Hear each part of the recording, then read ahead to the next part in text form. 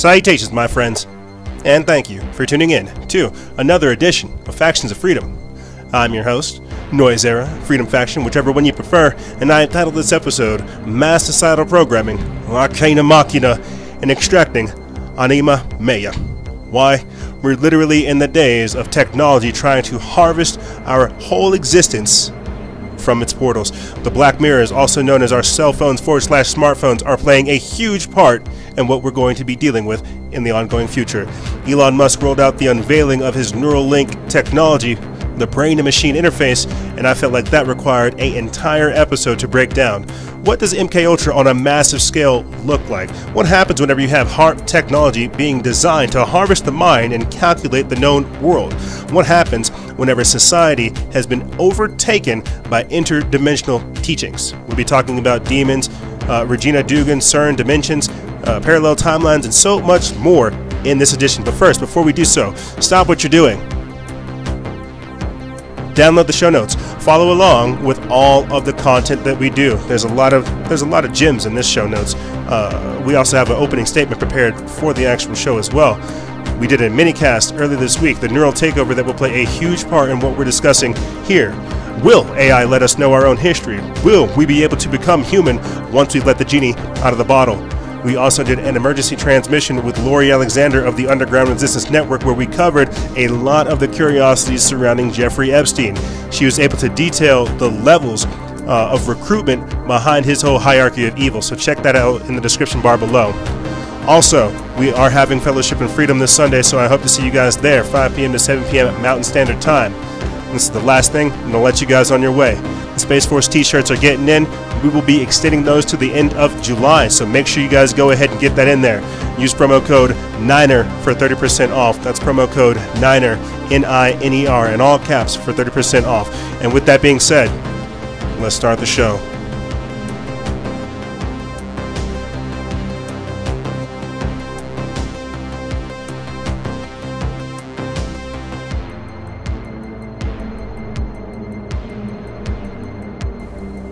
Salutations, my friends, and thank you for tuning in to another edition of Factions of Freedom.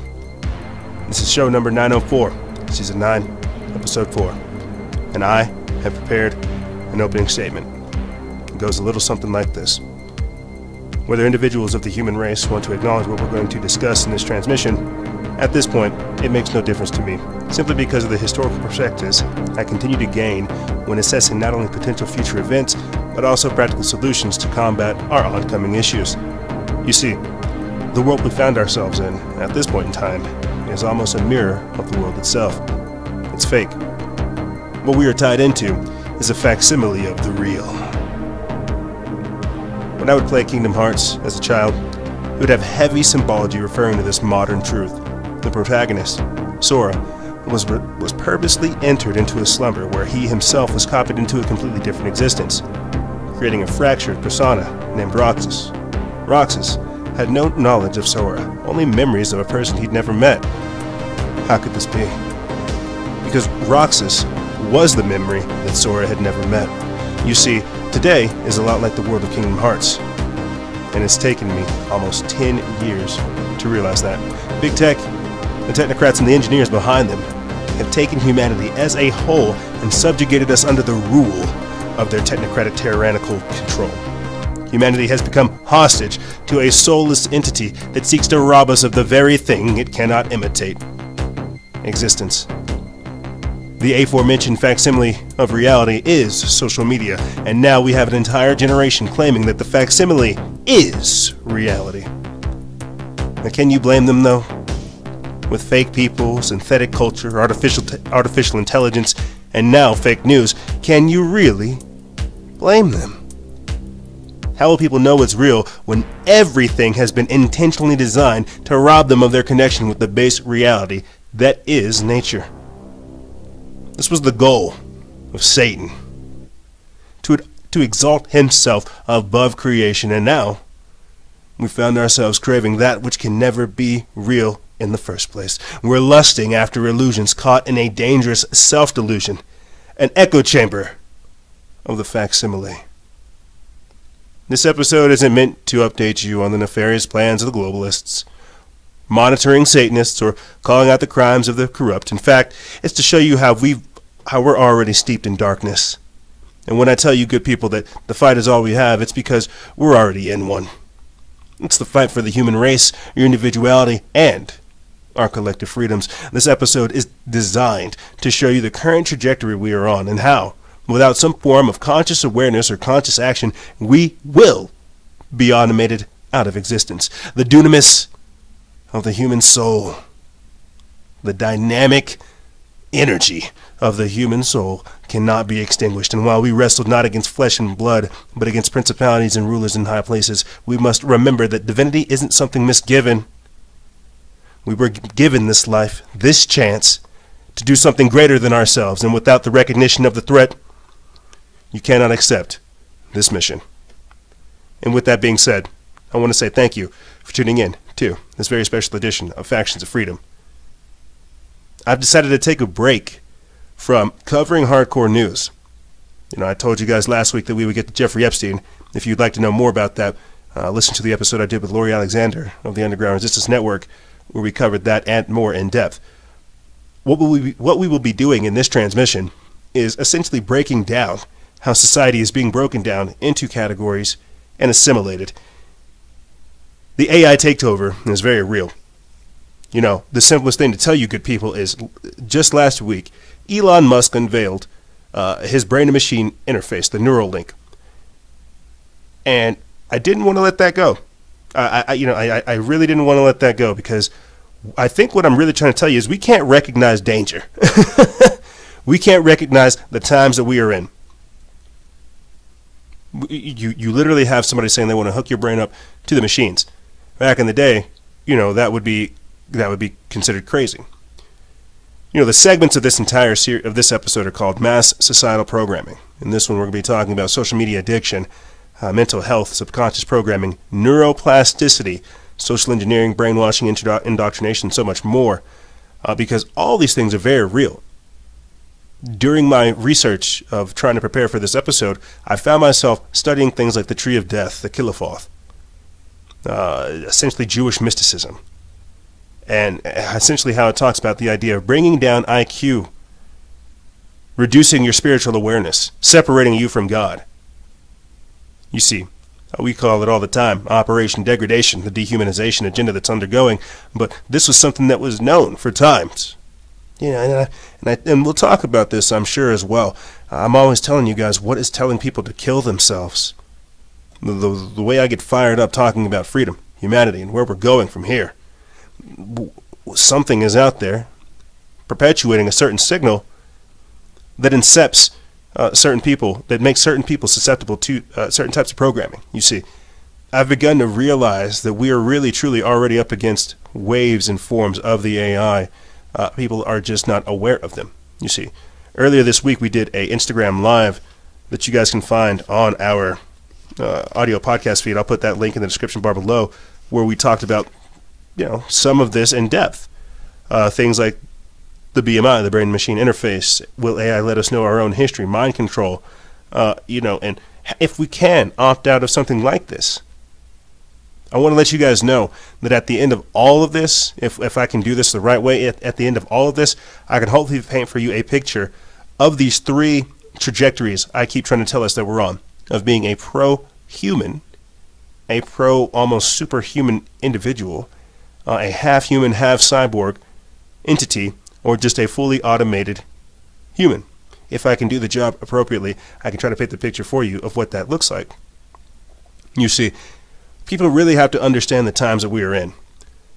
I think it was the incident with the Antifa guy trying to blow up the ICE facility, and Elon Musk unveiling this, that really just spurred me over here to think about this in a completely different way. And what we'll be talking about towards the latter part of the show is things like demons, aliens, and robots, and creating the conditions for these otherworldly entities to inhabit this realm. And I know all of this stuff sounds crazy, but I really think people need to understand the times that we're in. They're not normal. You see, I'll be getting in here shortly into how in five little points, I will read to you how you're able to break down a person's individual personality, incept them with a completely different personality. We're talking about mind control and how you can program that subalter to do certain things, trigger responses to do certain things that you want. So we're not talking about remote mind control yet, but we will. And so what happens whenever people are unaware of their actions? What happens whenever they begin to make subconscious actions that are against their own best interest? This is the world we find ourselves in. This is what I say when I ask you, can you blame people because they're following so many fake things? They don't know what reality is, you see. And that was the point, to separate us from the source. You know, a lot of what you guys are going to hear me talk about, it's going to be, I'm not going to lie to you, it's going to be very crazy. But if you really want to know how the story ends, get the Bible. This is why China removed it from their circulation. This is why you gradually see them trying to remove it from American circulation. Get the Bible.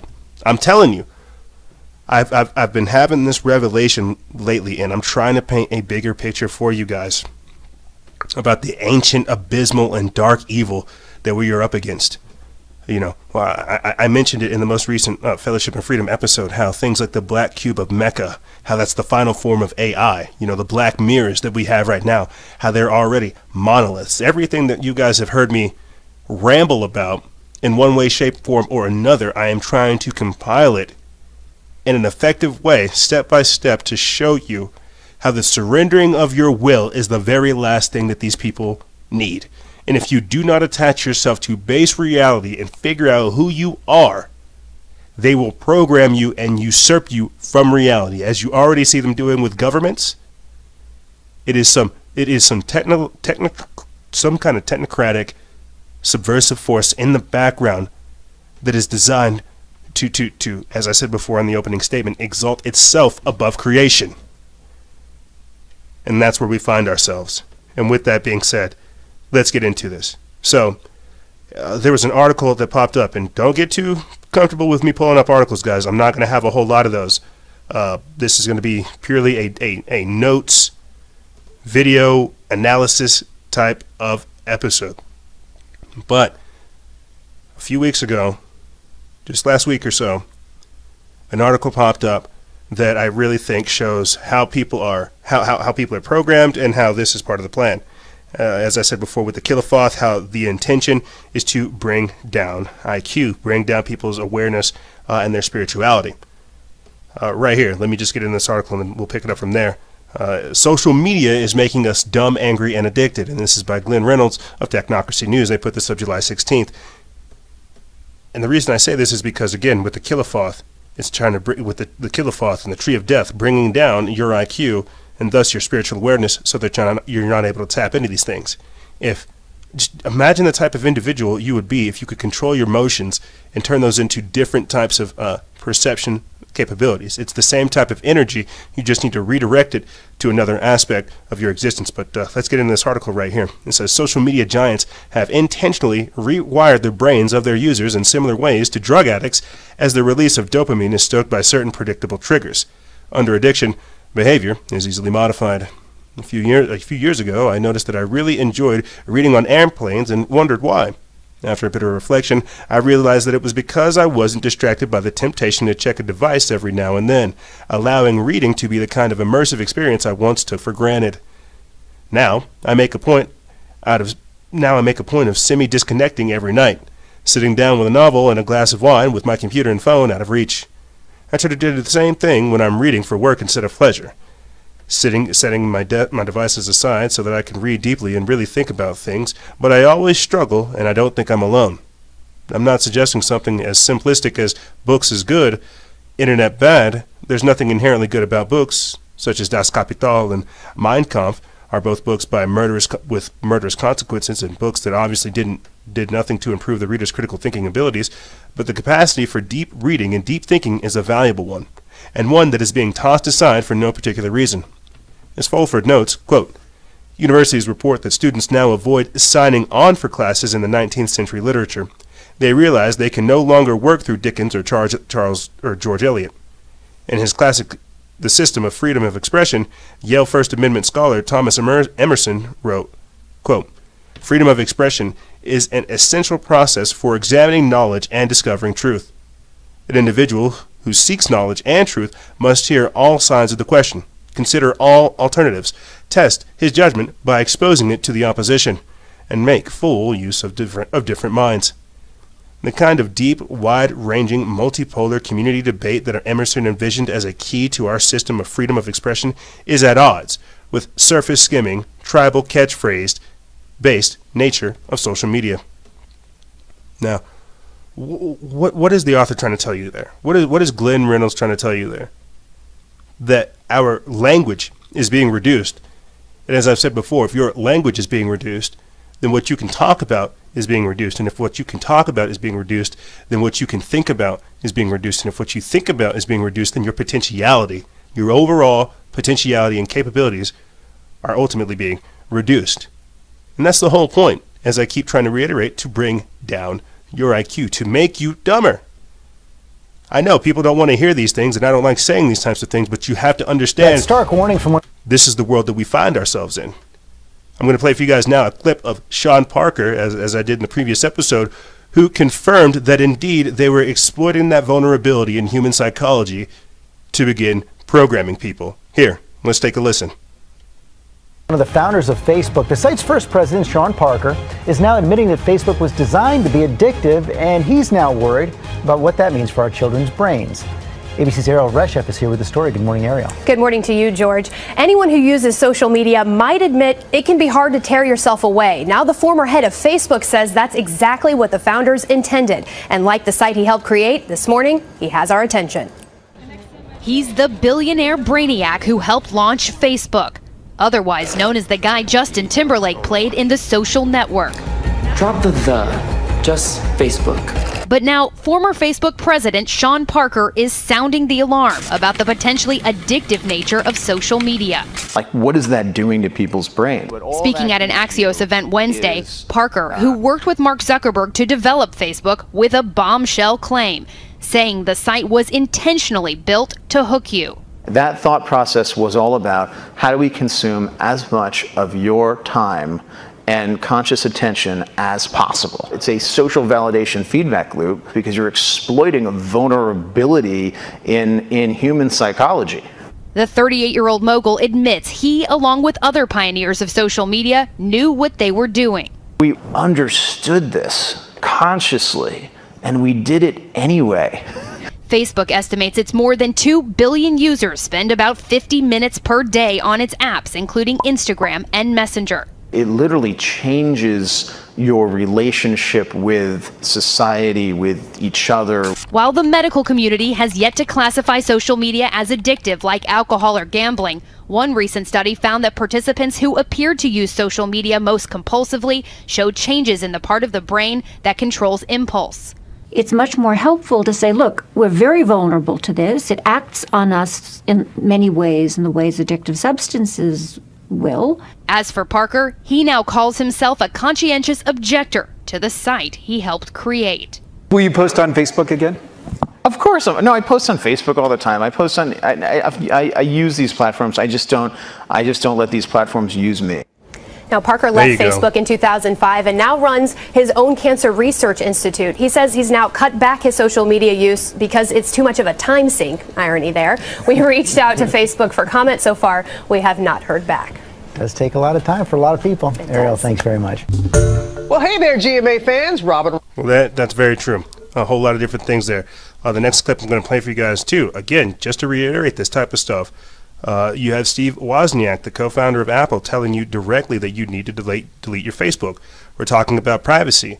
So whenever these people are designing technology that's meant to rob you of your privacy and then turn you into like some kind of junkie / slave, what kind of world is that?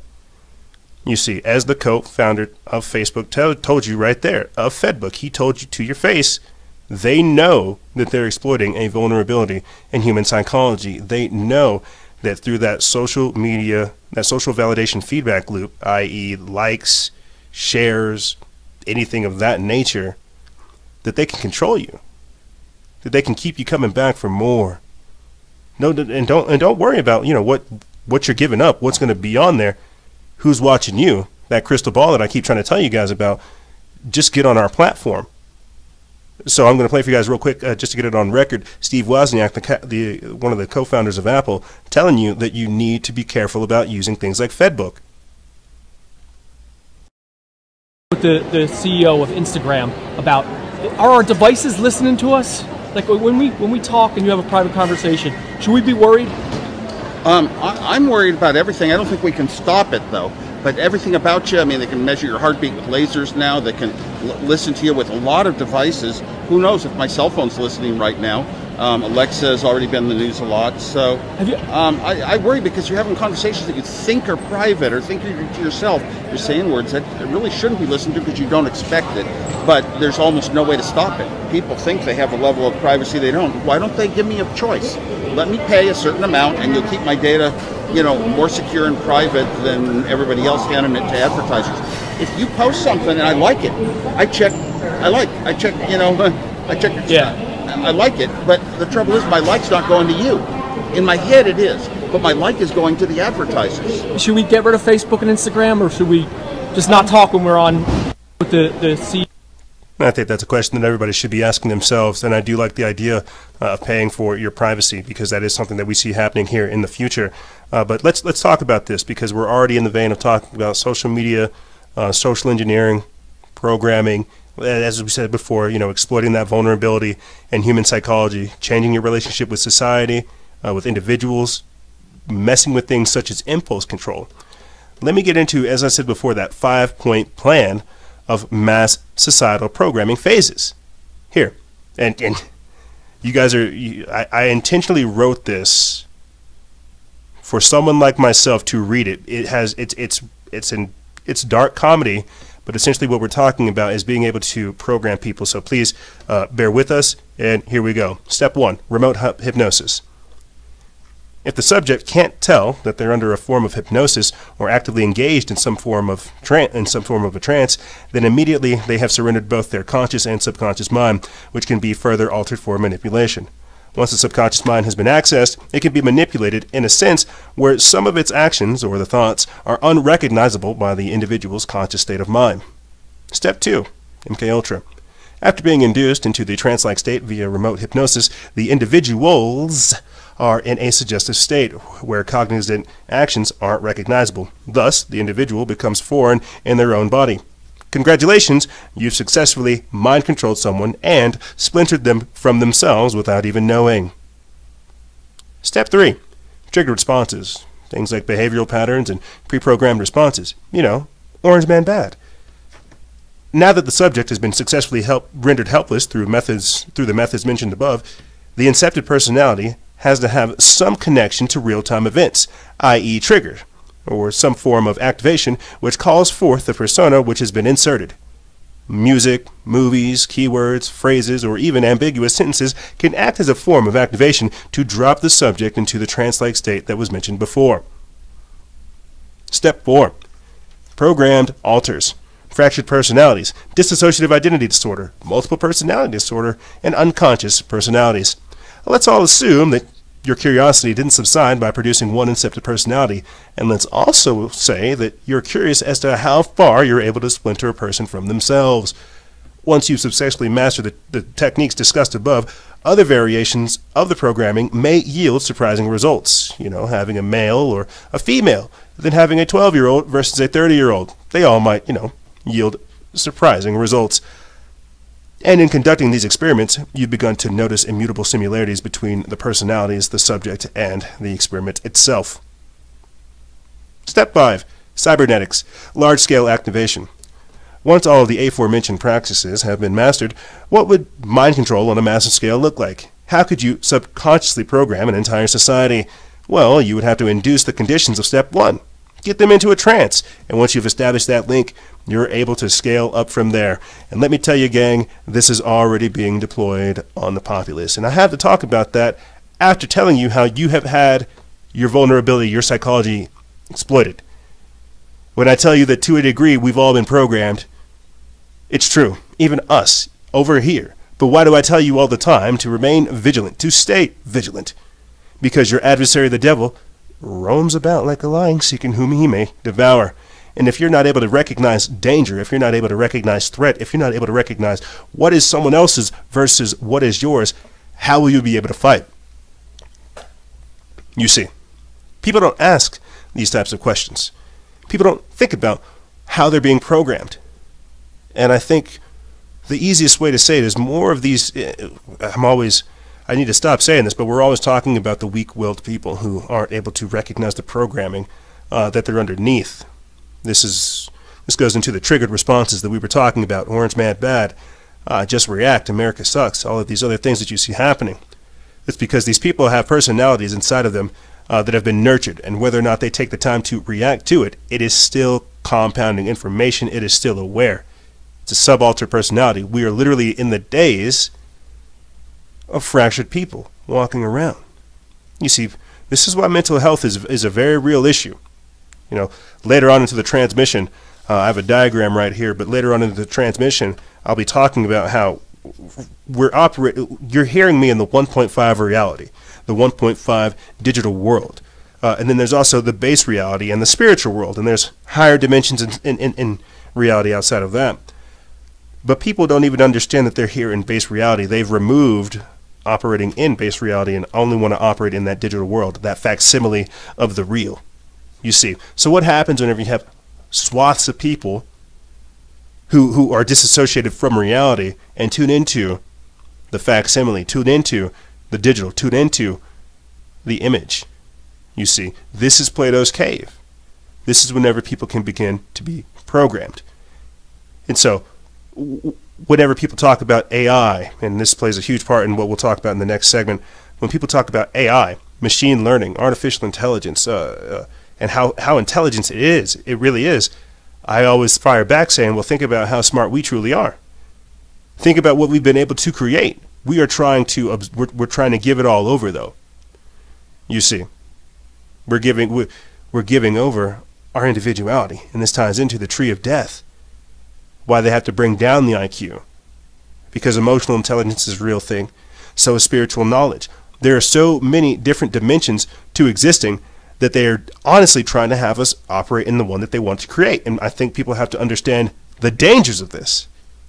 It's not going to be puppies, kittens, and rainbows. It's going to be a completely different world, as put forth by Google.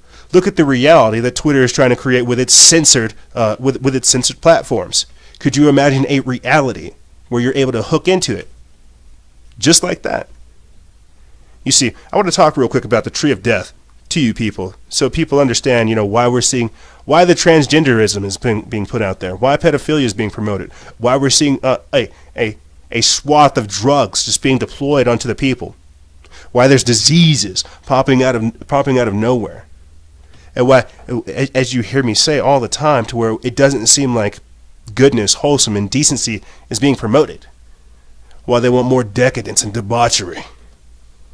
You see, that is the tree of death. It's more of that wickedness to where we don't take the time to recognize evil. You see, we tolerate it.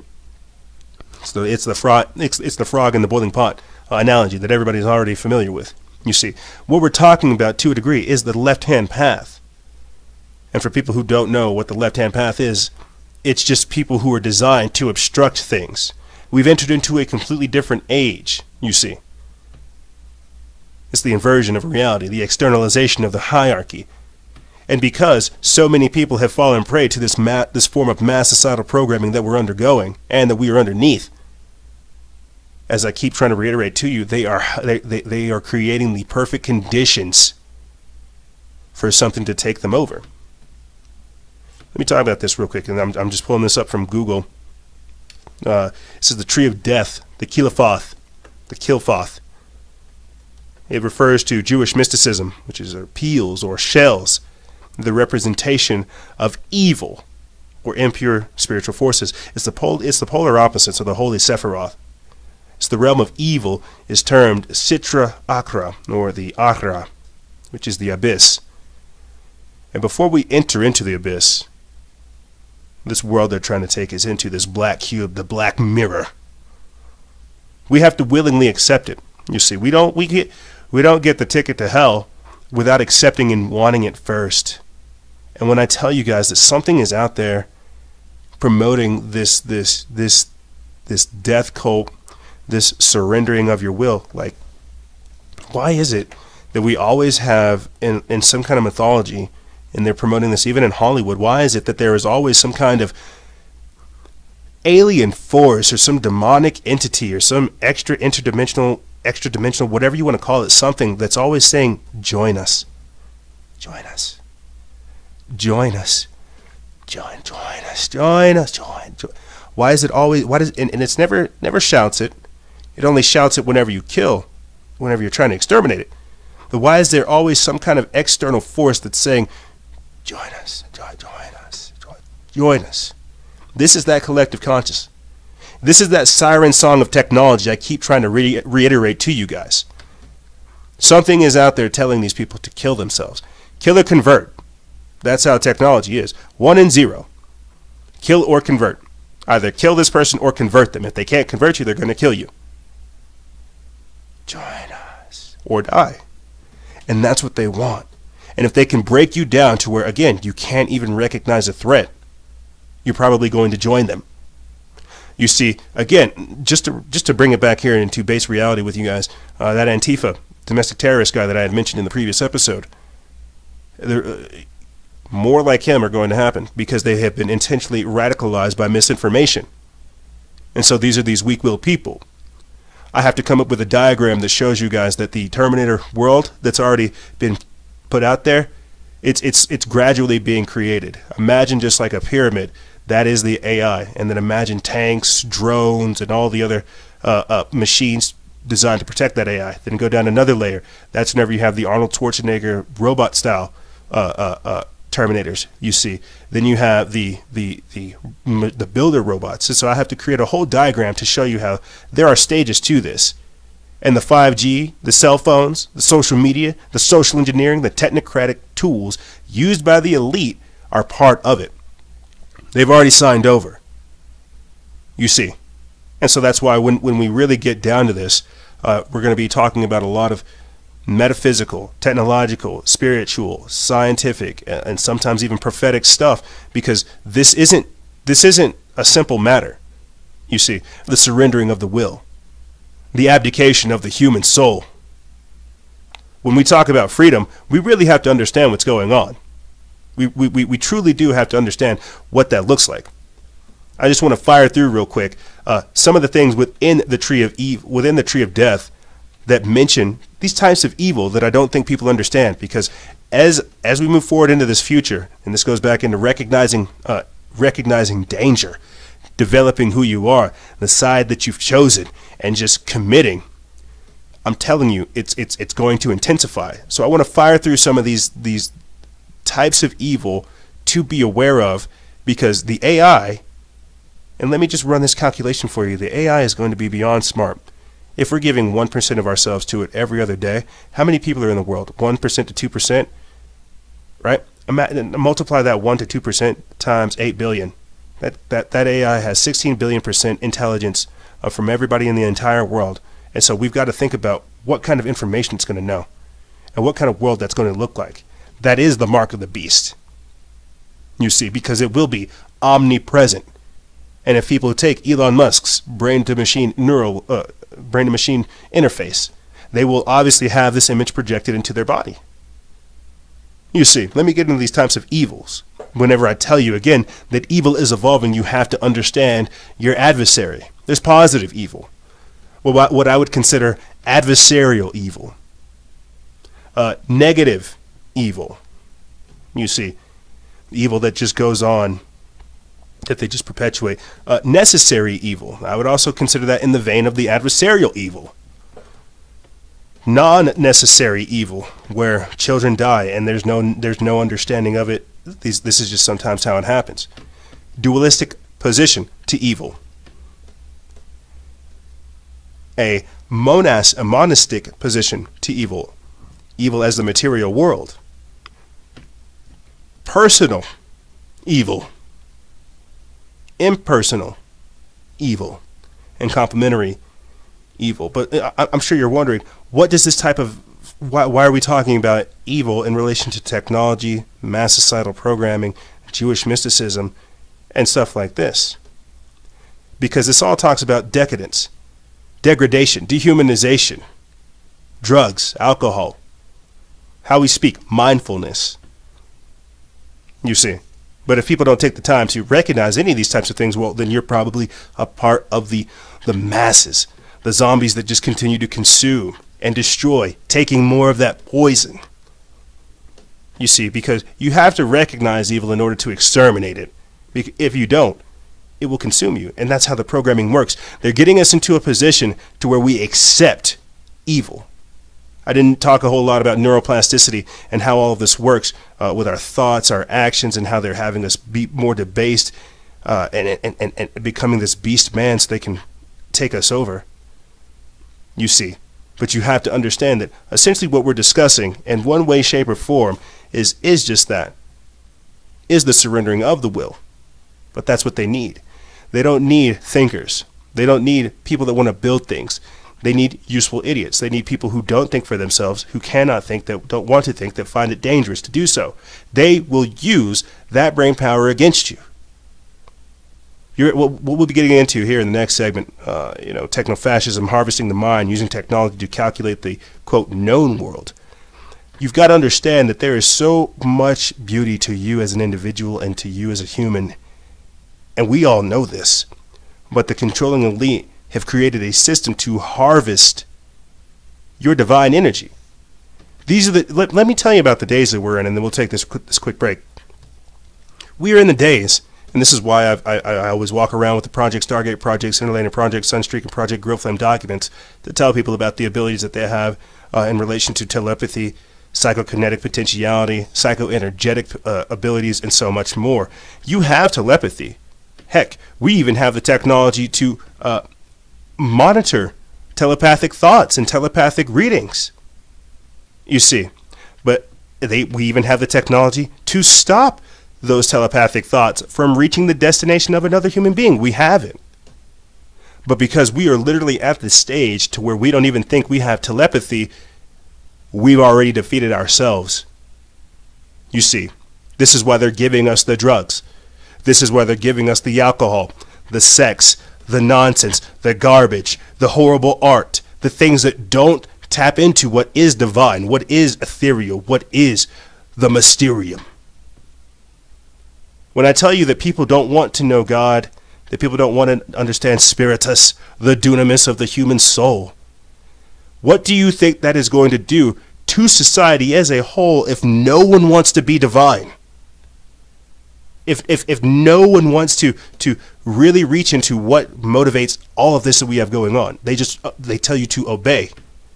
You've got to understand how mass societal programming is a dangerous thing, and what they are pushing is the collective consciousness, the hive mind, the Borg reality.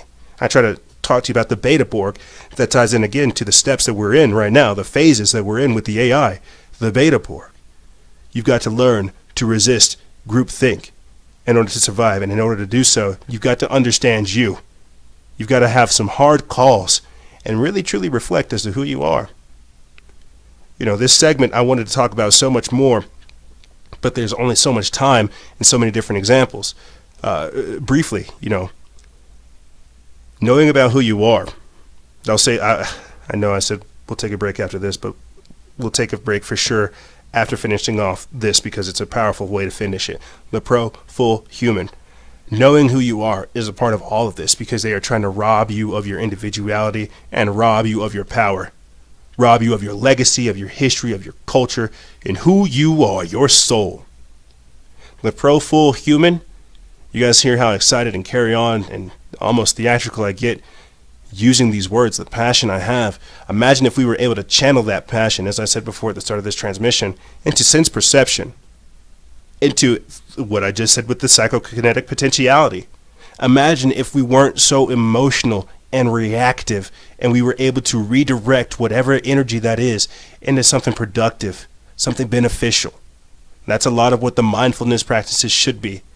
That's what a lot of these things should be teaching, is how to access that deeper part of us so that we can become the necessary versions of ourselves to do the work that's required.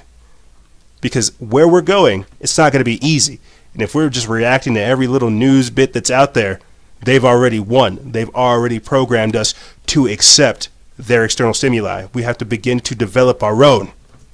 And this is what I mean by developing new systems, new neurons, new abilities, and new methodologies to deal with this all-encompassing threat. But I'll tell you what, gang, ladies and gentlemen, guys and gals, we're going to take a quick break. And when we come back, we're going to get into the meat and potato of this episode. Elon Musk unveiling Neuralink. Regina Dugan, the former head of DARPA, now working with FedBook to create think-to-text technology, as well as Jordy Rose of D-Wave Quantum Computers. We're going to get really, really weird. Arcana, Machina. Really, really understanding techno-sorcery and more. Don't go anywhere, ladies and gentlemen. This is Freedom Faction on Factions of Freedom, and we'll be right back right after this.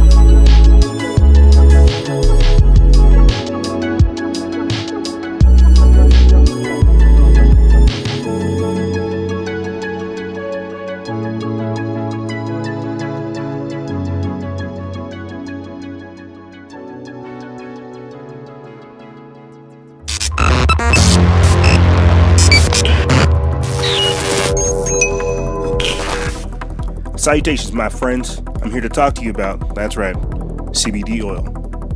CBD oil can reduce the risk of relapse among alcohol and cocaine addicts, and you know they're trying to flood us with both. According to a 2013 study published in the British Journal of Clinical Pharmacology, CBD was proven to have these benefits: relieving pain and inflammation, having antipsychotic effects, reducing anxiety, helping to fight cancer, relieving nausea, treating seizures, lowering incidences of diabetes, and also promoting cardiovascular health.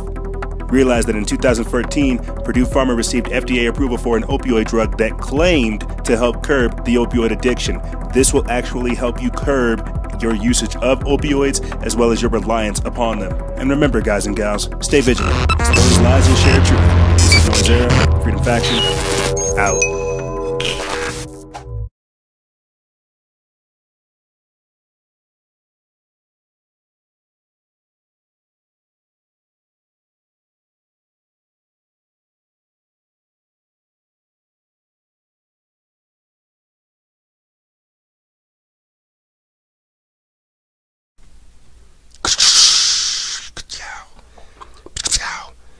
We are back from outer space.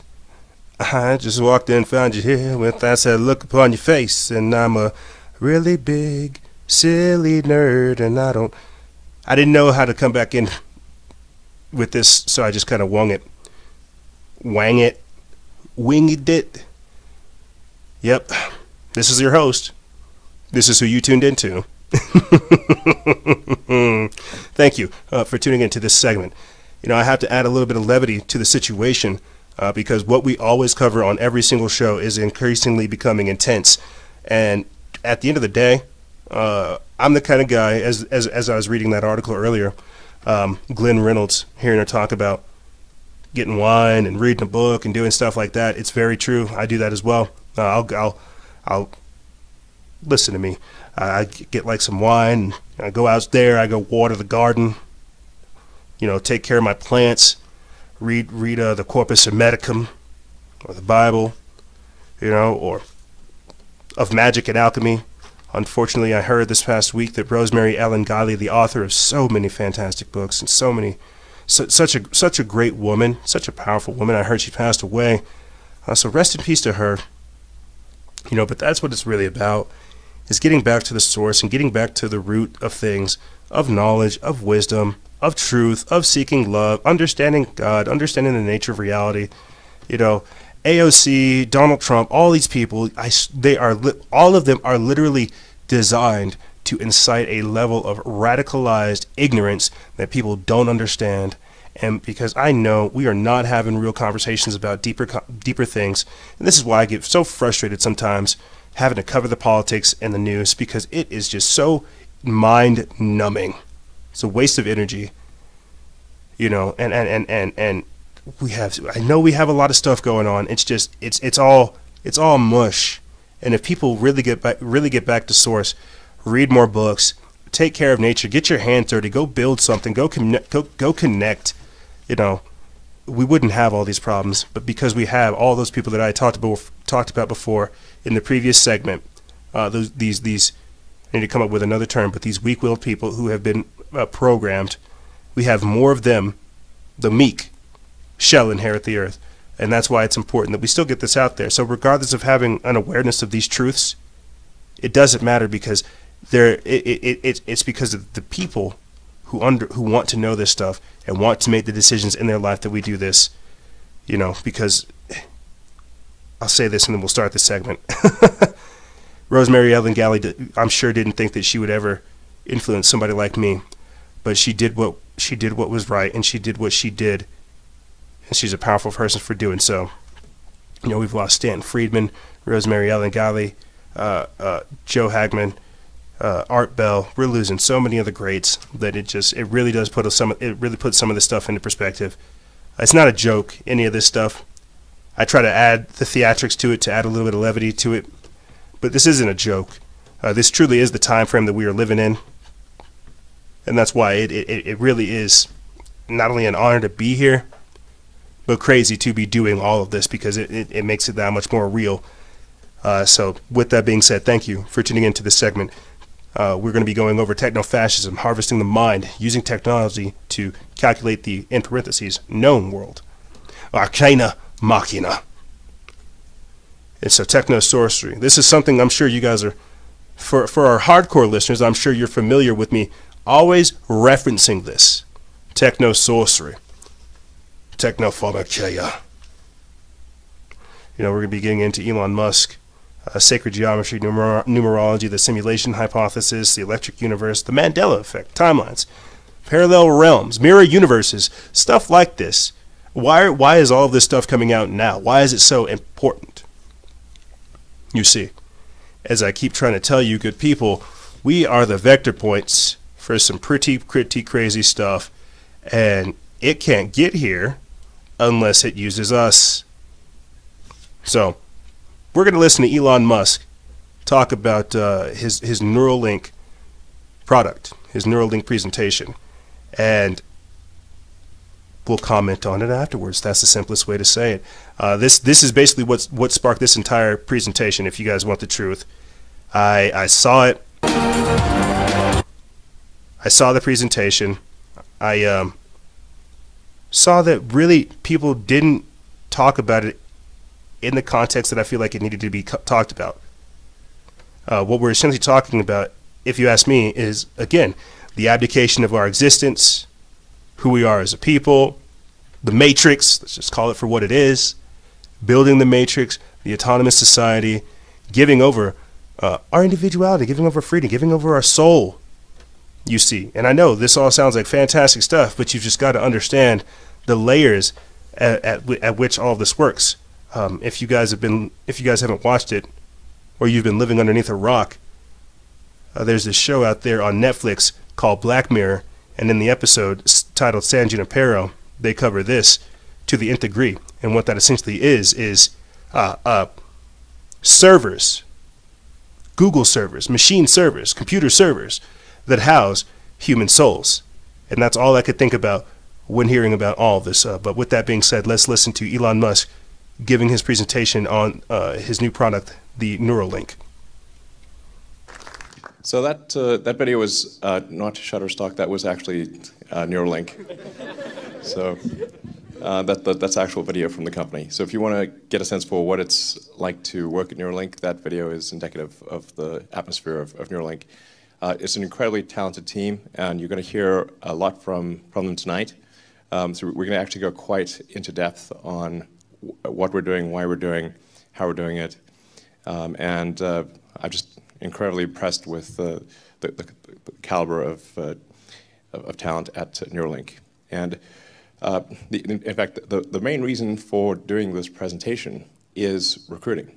And this will be a slow process where we will gradually increase the issues that we solve until ultimately we can do a full brain-machine interface. Yeah, this is going to sound pretty weird, but achieve a sort of symbiosis with artificial intelligence. But I think with a high bandwidth brain-machine interface, I think we can actually go along for the ride. And we can effectively have the option of merging with AI. I think this is extremely important. Composed of nearly 100 billion cells called neurons. Neurons come in many complex shapes, but generally they have a dendritic arbor, a cell body called a soma, and an axon. The neurons of your brain connect to form a large network through axon-dendrite junctions called synapses. At these connection points, neurons communicate with each other using chemical signals called neurotransmitters. Neurotransmitters are released from the end of an axon in response to an electrical spike called an action potential. When a cell receives enough of the right kind of neurotransmitter input, a chain reaction is triggered that causes an action potential to fire, and the neuron to in turn relay messages to its own downstream synapses. Action potentials produce an electric field that spreads from the neuron and can be detected by placing electrodes nearby, allowing recording of the information represented by a neuron.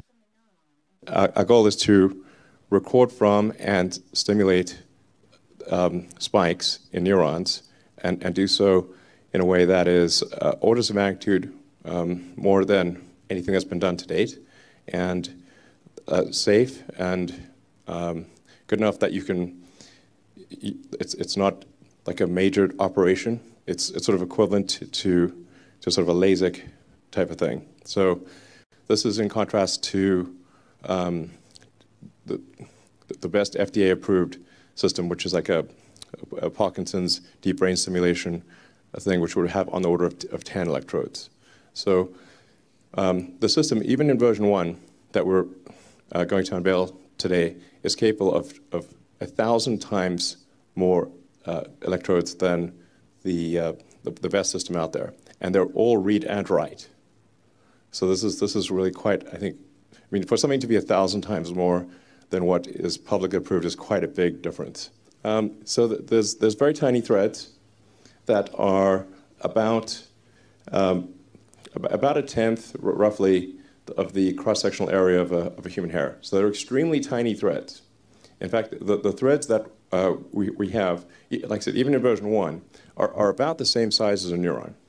So if you're going to go stick something in your brain, you want it to not be giant, you want it to be tiny, and to be approximately on par with the things that are already there, the neurons. You really need this to be done with a robot because it's very tiny and it needs to be very precise. So you don't want to pierce a blood vessel. So when so each thread, the robot looks sort of basically through a microscope and inserts each electrode specifically, bypassing any vasculature, any kind of like blood vessel, and making sure that it can be inserted without causing trauma or minimal trauma. So just to give you a sense of scale, this is how tiny the threads are. That is not even a big finger, that is a small finger. So these threads are just like I said, way smaller than a hair, and there's 1,000 of them. And this is what the robot looks like. It's sort of quite a complex device, but it all comes down to a very tiny point. Audio listeners, you can't see this, but it looks like a crazy robot just like from like the Matrix with all kinds of little pincers and things. Robot on the left, and then the what looks like the needles for insertion next to a penny, but in fact the actual needle that gets inserted is way tinier. It's that little tiny thing at where the arrow is pointing. That's actually the size of the needle. It's about 24 microns in diameter. It's so small you can't really even see it. I would definitely recommend you guys go look at the full. Oh wow, there he is. There's the video. I would definitely recommend for you guys to go look at the full video because there's a lot of revealing and detailed information that's coming out regarding this. Right now, they're playing the video of the threads being inserted into the brain. Look at that, boosh. Use that little robot to put those threads in there. Now that is crazy to me. That is dangerous to me. Now, why are we talking about Elon Musk's Neuralink? So many different things there.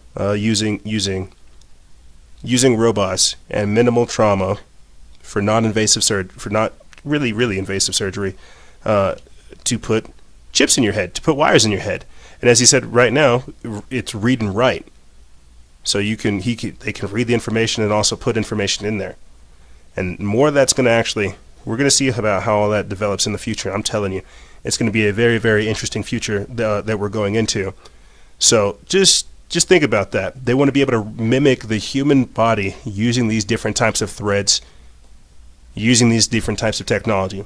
This is the craziest part about it all. We are the most advanced machine, the most advanced computer on the world, and they'll tell you that there's no creator to us. But this is another thing that I find so crazy. The idea that we're about to essentially just be taken over by computers. Look at how much effort you put into your social media page. Could you imagine having to jack in to the Matrix to work on your virtual world profile? Your second life?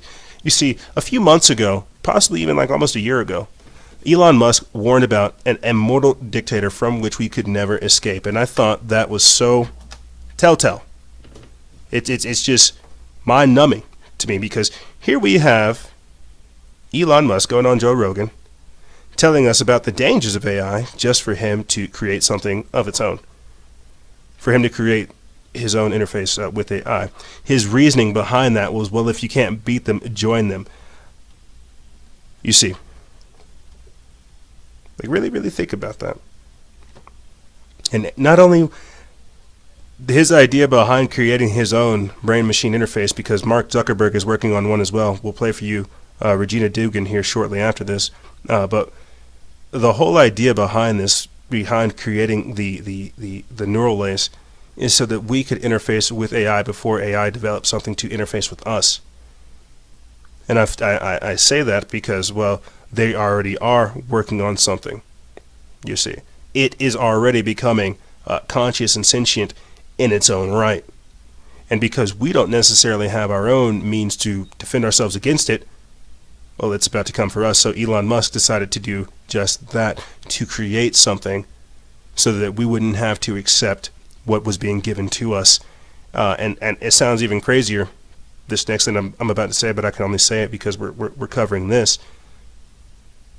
AI has already like developed its own vaccine. I kid you not. It has already developed its own vaccine. And I debated whether or not I wanted to insert that into this episode because my thought behind that was, well, what if they could create a vaccine that could alter your biochemistry to where you're more susceptible to programming, to where you're more willing to accept the chip. Like I really wasn't sure where to go from there, because this is where we're at now. We have AI running everything, and they want to just give it our brain power. You see, so when you have Elon Musk doing these types of things, for someone like myself, I guess I just start my brain. I just start running through all the different types of calculations as to what that could mean.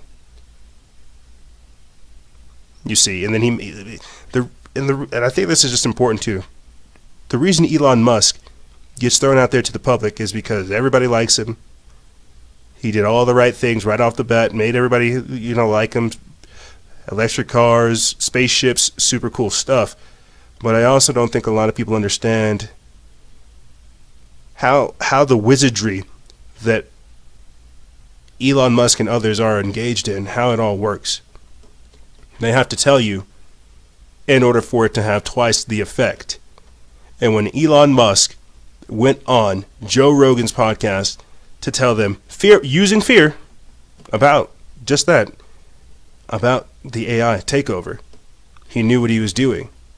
He realized that if I can prepare the population, I can get a certain part of the population to accept the chip, to accept my chip, and then we'll be good. You see. And this is the type of stuff that I don't think a lot of people think about. And that's why when we have these types of conversations, we have to get to truly the depths of it. You see? Here, we put this up back in April. We're going to get this up for you. I think it is a audio video, but I'll read the captions for you. It says, Elon Musk warns AI could create an immortal dictator from which we could never escape. And this was put up by Ricky Scaparro of End Time Headlines. They put this up April 10th. It says, superintelligence, a form of artificial intelligence smarter than humans, could create an immortal dictator. Billionaire entrepreneur Elon Musk warned. In a documentary by American filmmaker Chris Payne, Musk said that the development of superintelligence by a computer or other organization of people could result in a form of AI that governs the world. This is what he means by the AI Godhead, right? The AI God. This will be Satan. Satan is truly the embodiment of spiritual arrogance and pride. And if pride comes before the fall, if that's all we think knowledge is, artificial intelligence, if that's not real intelligence, that's not wisdom, that's not knowledge. You see, it truly is spiritual arrogance. It is pride incarnate. But continuing on, it says, quote, the least scary future I can think of is one where we have a least democratized AI, because if one company or a small group of people manages to develop godlike digital superintelligence, they could take over the world, Musk said. Quote, at least when there's an evil dictator, the human is going to die. But for an AI, there would be no death. It would live forever. And then you'd have an immortal dictator from which we can never escape. The documentary by Payne examines a number of examples of AI, including autonomous weapons, Wall Street technology, and algorithms driving fake news. It also draws from cultural experiences or cultural examples of AI, such as the 1999 film The Matrix and the 2016 film Ex Machina. Musk cited Google's DeepMind as an example of a company looking to develop superintelligence. In 2016, AlphaGo, a program developed by the company, beat champion Lee Sedol at the board game Go. It was seen as a major achievement in the development of AI after IBM's Deep Blue computer defeated chess champion Garry Kasparov in 1997. Musk said, quote, the DeepMind system can win at any game. It can already beat all the original Atari games. It is superhuman. It plays all the games at super speed in less than a minute.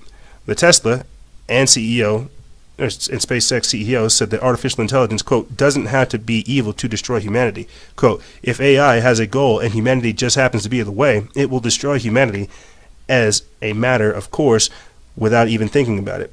No hard feelings, Musk said. Quote, it's just like if we're building a road and an anthill just happens to be in the way. We don't hate ants, we're just building a road. And so, goodbye, anthill. And that's what I mean by techno-sorcery. Where we find ourselves at now, we're creating something, pulling something out of the genie's bottle just for it to put us back in. That'll play a huge part in what we talk about in the coming segment, the coming segment, and the rest of this one, about how what we're creating, things like the black cube of Mecca, is that truly this?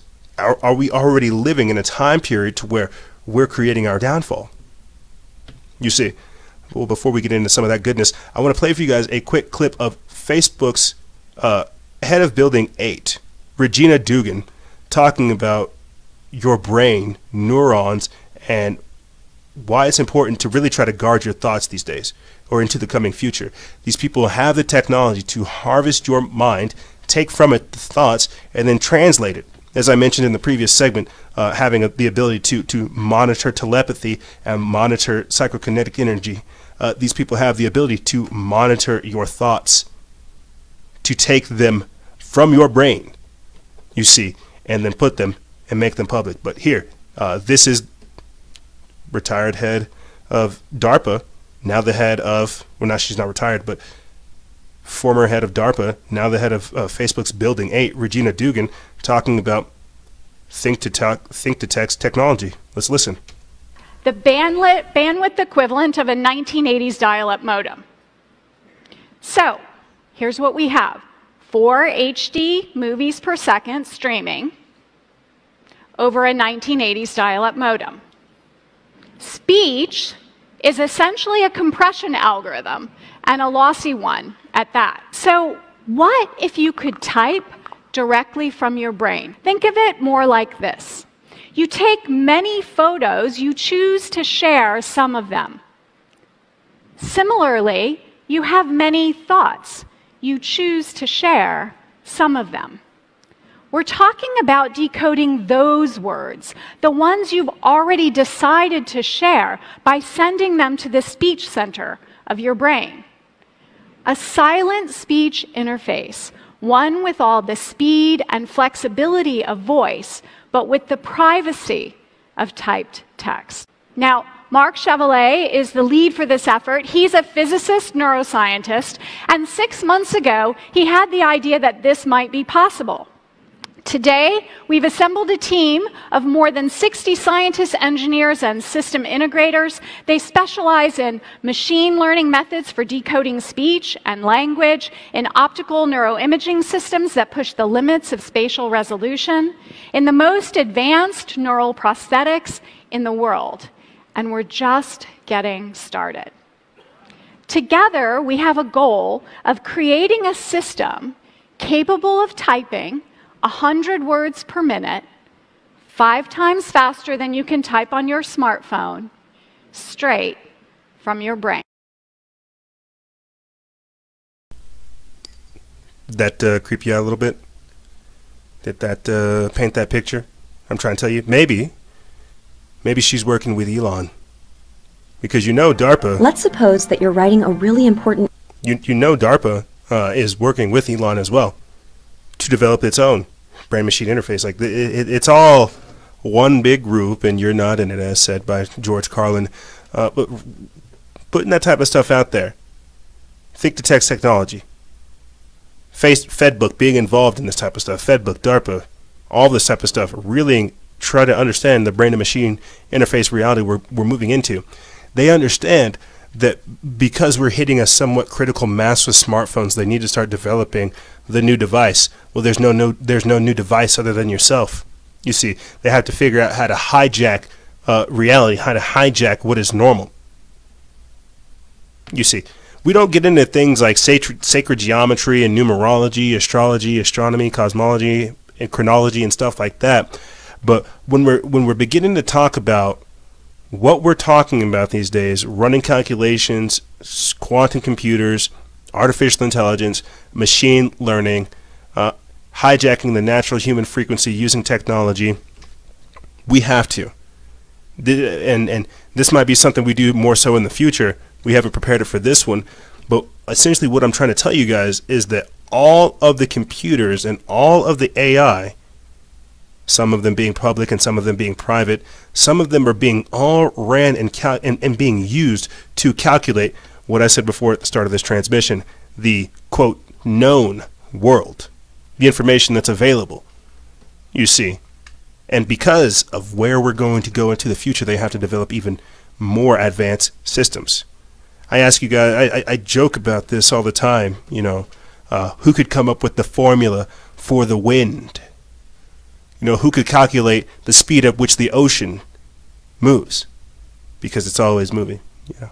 Who could calculate a wind breeze or trees or things like this? Well, with enough quantum computers and with enough people thinking, and this is where you've got to use your brain, you've got to think.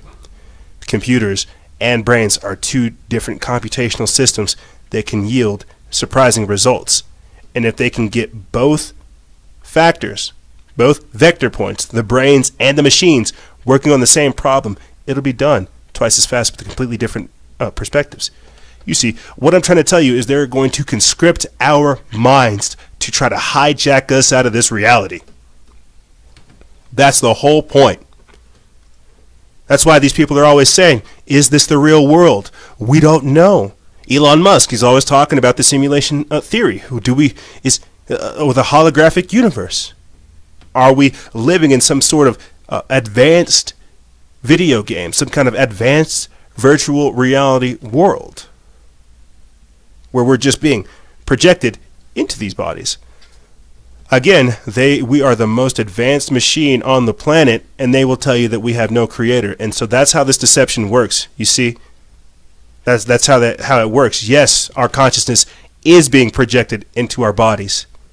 Yes, this is a simulation of the spiritual world.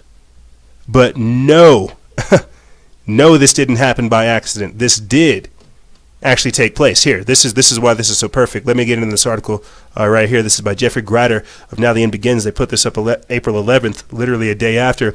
It says, MIT scientist Rizwan Virk writes a book called The Simulation Hypothesis, which says we are all living in an artificial simulated world, much like the Matrix. The basic idea that everything we see around us, including the Earth and the universe, is part of a very sophisticated MMORPG, or a massive multiplayer online role-playing game, and that we are the players in this game. So before I continue on with this, because I'm pretty sure people inherently already understand what that is, why do you think they're putting this type of information out there? It's to get you to want to disassociate and to escape from reality. We see it all the time. People aren't addicted to drugs; they're addicted to escaping reality. Technopharmakeia, techno-sorcery. What happens whenever technology becomes the thing that escapes us from reality? What happens whenever technology is trying to escape its reality and uses us as the vector point? You see, but these are the types of things that people need to think about. Let's get back into this. Continuing on, it says, chances are you haven't heard of something called the simulation hypothesis, but this is a very hot topic among some of the leading technological minds of our day. It states that we are actually living in a massive simulation or a massive simulated virtual reality, much like the movie The Matrix. Before you dismiss this out of hand, think about this. Quote, through faith, we understand that the worlds were framed by the word of God, so that things which are seen were not made of things which do not appear. Hebrews chapter 11, verse 3. When God created our world and our entire universe, he did so by speaking it into existence from nothing. Everything that we can see, feel, taste, and touch are products from the imagination of the mind of God. To us, they are fixed and real, and yet to him, they are not. Remember how Jesus walked on the top of water without sinking? Impossible for us, but a complete violation it was impossible for us, a complete violation of the laws of physics, or how he turned water into wine by commanding it to be so. Even with all of our advanced technology, this remains a feat we will never accomplish. Quote, but the day of the Lord will come as a thief in the night, in the which the heavens shall pass away with a great noise, and the elements shall melt with fervent heat, the earth also, and the works that are therein shall be turned up. Nevertheless, we, according to his promise, look for a new heaven and a new earth, wherein dwelleth righteousness. 2 Peter chapter 3, verses 10 and 13. The Bible says that God one day will destroy this world by fire and then remake it just by speaking it to be so. God has full control over everything. God has full control over everything in the universe and is able to alter it at any time into anything he desires it to be. That is the very definition of a simulation, and that is exactly how our video games, like Fortnite, operate. Now, before I continue on with this article, think about this. We already have a base understanding of what we think of as artificial reality, of being able to project ourselves into another existence. You see, I had to lead into this after talking about things like the brain and machine interface, because we have to understand what's going on with that. Why would these people want to take our minds? What would be the point of this, you see? Why would they want to take our brains? What is the purpose of trying to hack this world, hack this realm? You see, this is another fantastic article that's along the same vein of thinking. Why would they want to hack our brain? And this wasn't predicted, but check this out. Scientists predict a matrix-style internet of thoughts within years. They want to be able to hack our brains, read our thoughts, as I said before in the previous segment, to bring us down to a general IQ level so that they can have a internet of thoughts. We put this up April 16th. It's by Sean Adatalabi of Your Newswire. It says, a matrix-style connection between human brains and the internet could become a reality within decades, according to a new research by neuroscientists and nanorobotics researchers. The end goal of such technology would be humans downloading information into their brains, enhancing not only the physical capabilities and intelligence, but could also, quote, revolutionize democracy and enhance empathy and ultimately unite culturally diverse groups into a truly global society. RT.com reports, according to a team's estimation, existing supercomputers already have the processing speed and power to handle the volume of data to support a brain cloud interface, a BCI, not BMI, BCI, brain to cloud interface. And they're improving all the time. The technological bottleneck exists, for now at least, in the development of a brain interface. That would be where breakthroughs in nanorobotics, or more specifically neural nanorobotics, would come into place. Quote, these devices would navigate the human vascularity across the blood-brain barrier and precisely auto-position themselves among or even within brain cells, says senior author and nanotechnology researcher Robert Friedrich Jr. from the Institute of Molecular Manufacturing in California.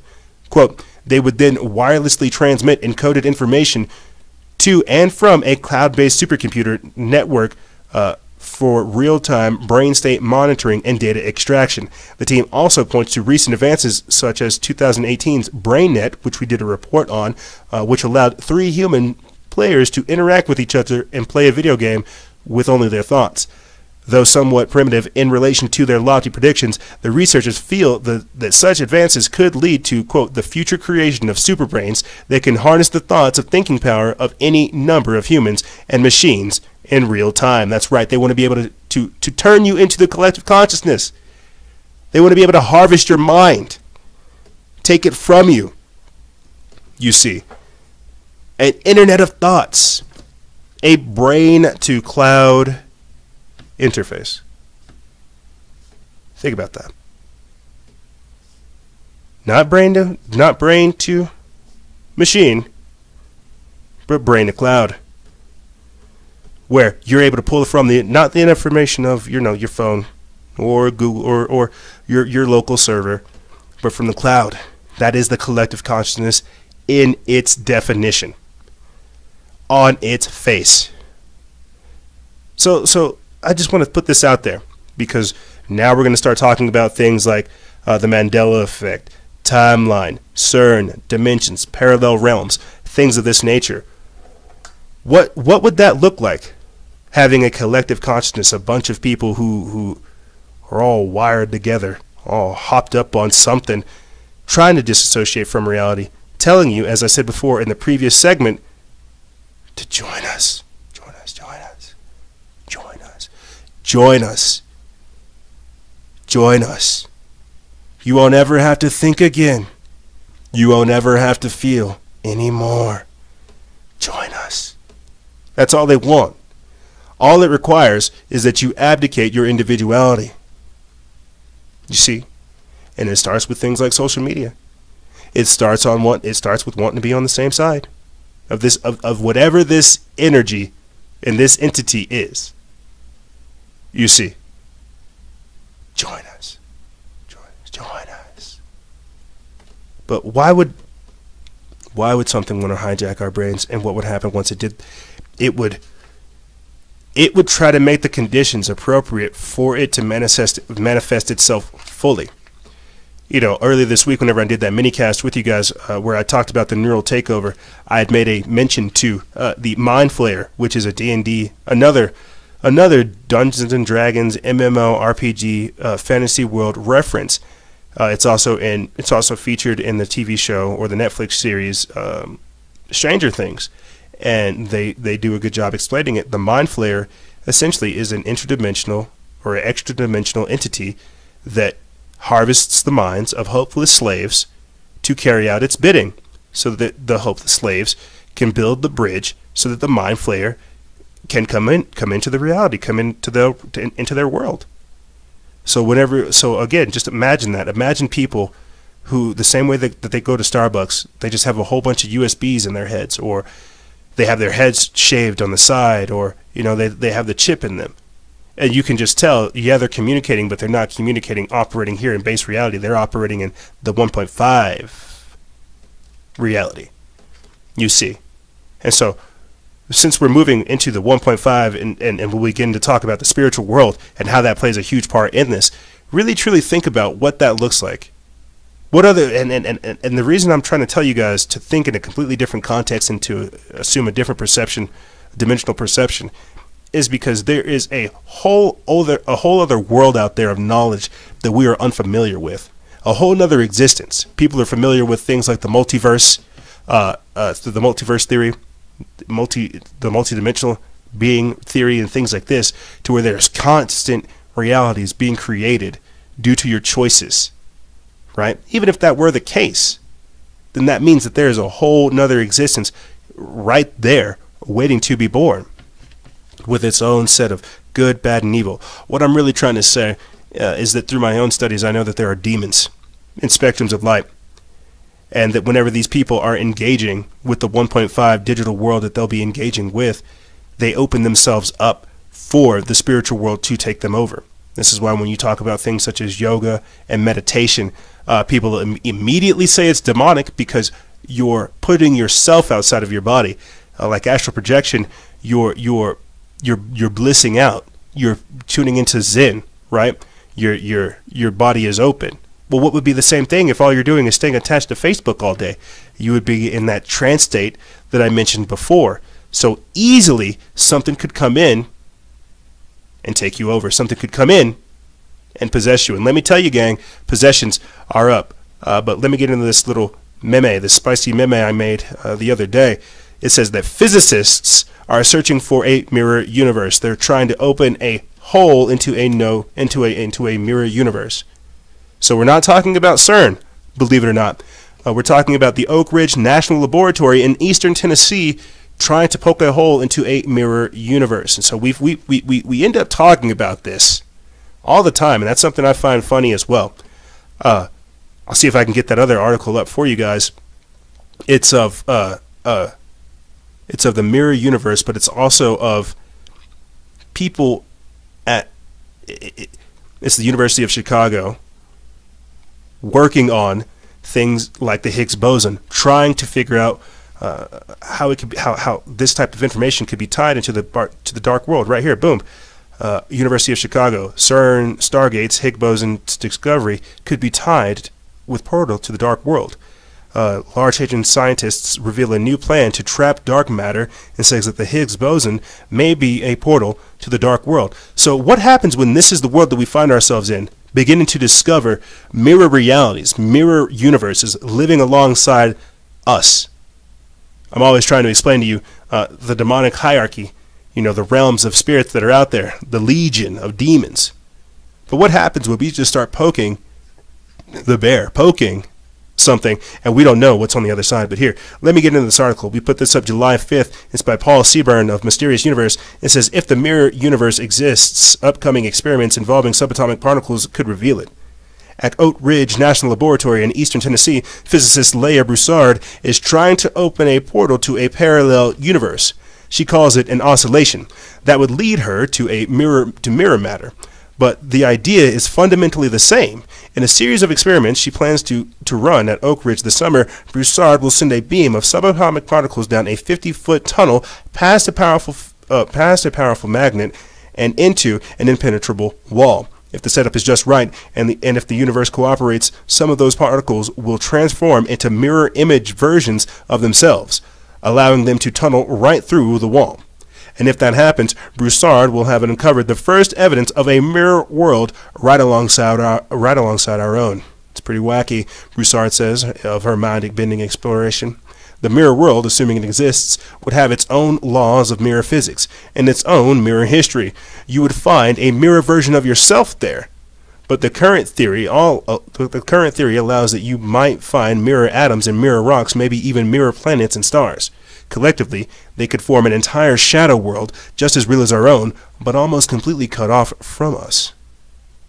Broussard says her initial search for the mirror world would be especially difficult. Quote, this is a pretty straightforward experiment that we've cobbled together with parts we found lying around, using equipment and resources we already had available at Oak Ridge, she says. But if she unequivocally detects even a single mirror particle, it would prove that the visible universe is only half of what is out there, and that the known laws of physics are only half of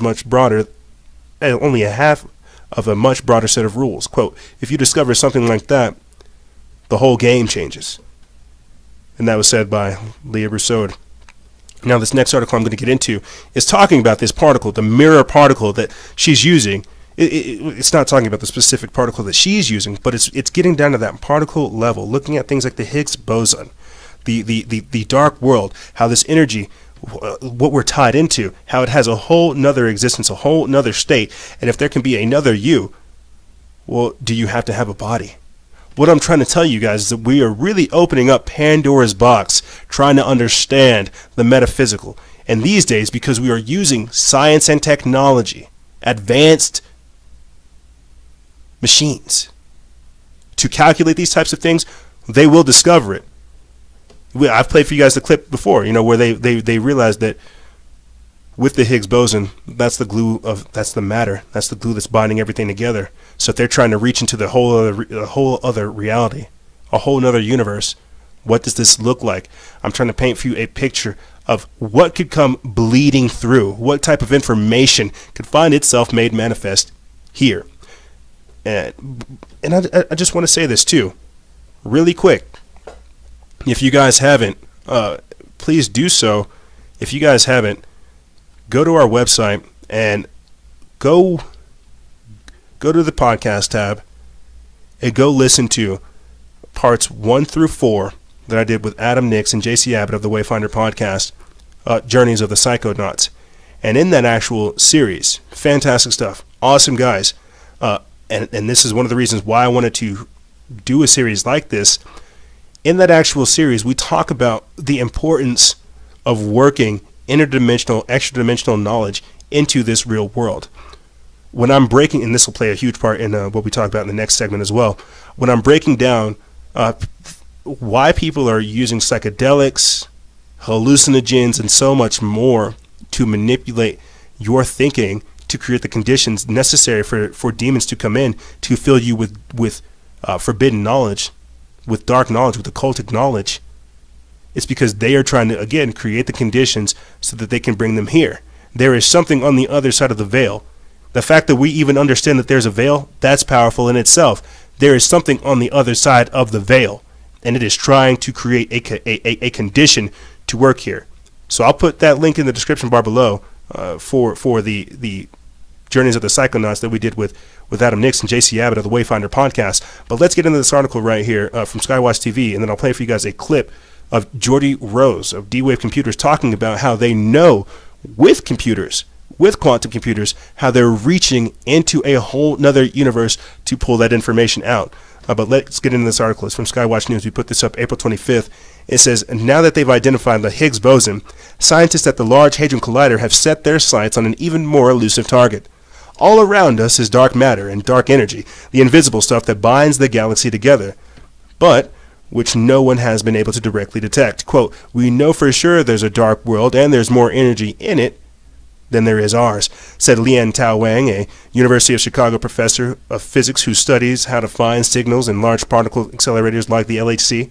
Wang, along with other scientists from the University and U Chicago affiliated Fermi Lab, think that they may be able to lead us to its tracks. In a paper published April 3rd in Physical Review Letters, they laid out an innovative method for stalking dark matter in the LHC by exploiting a potential particle's slightly slower speed.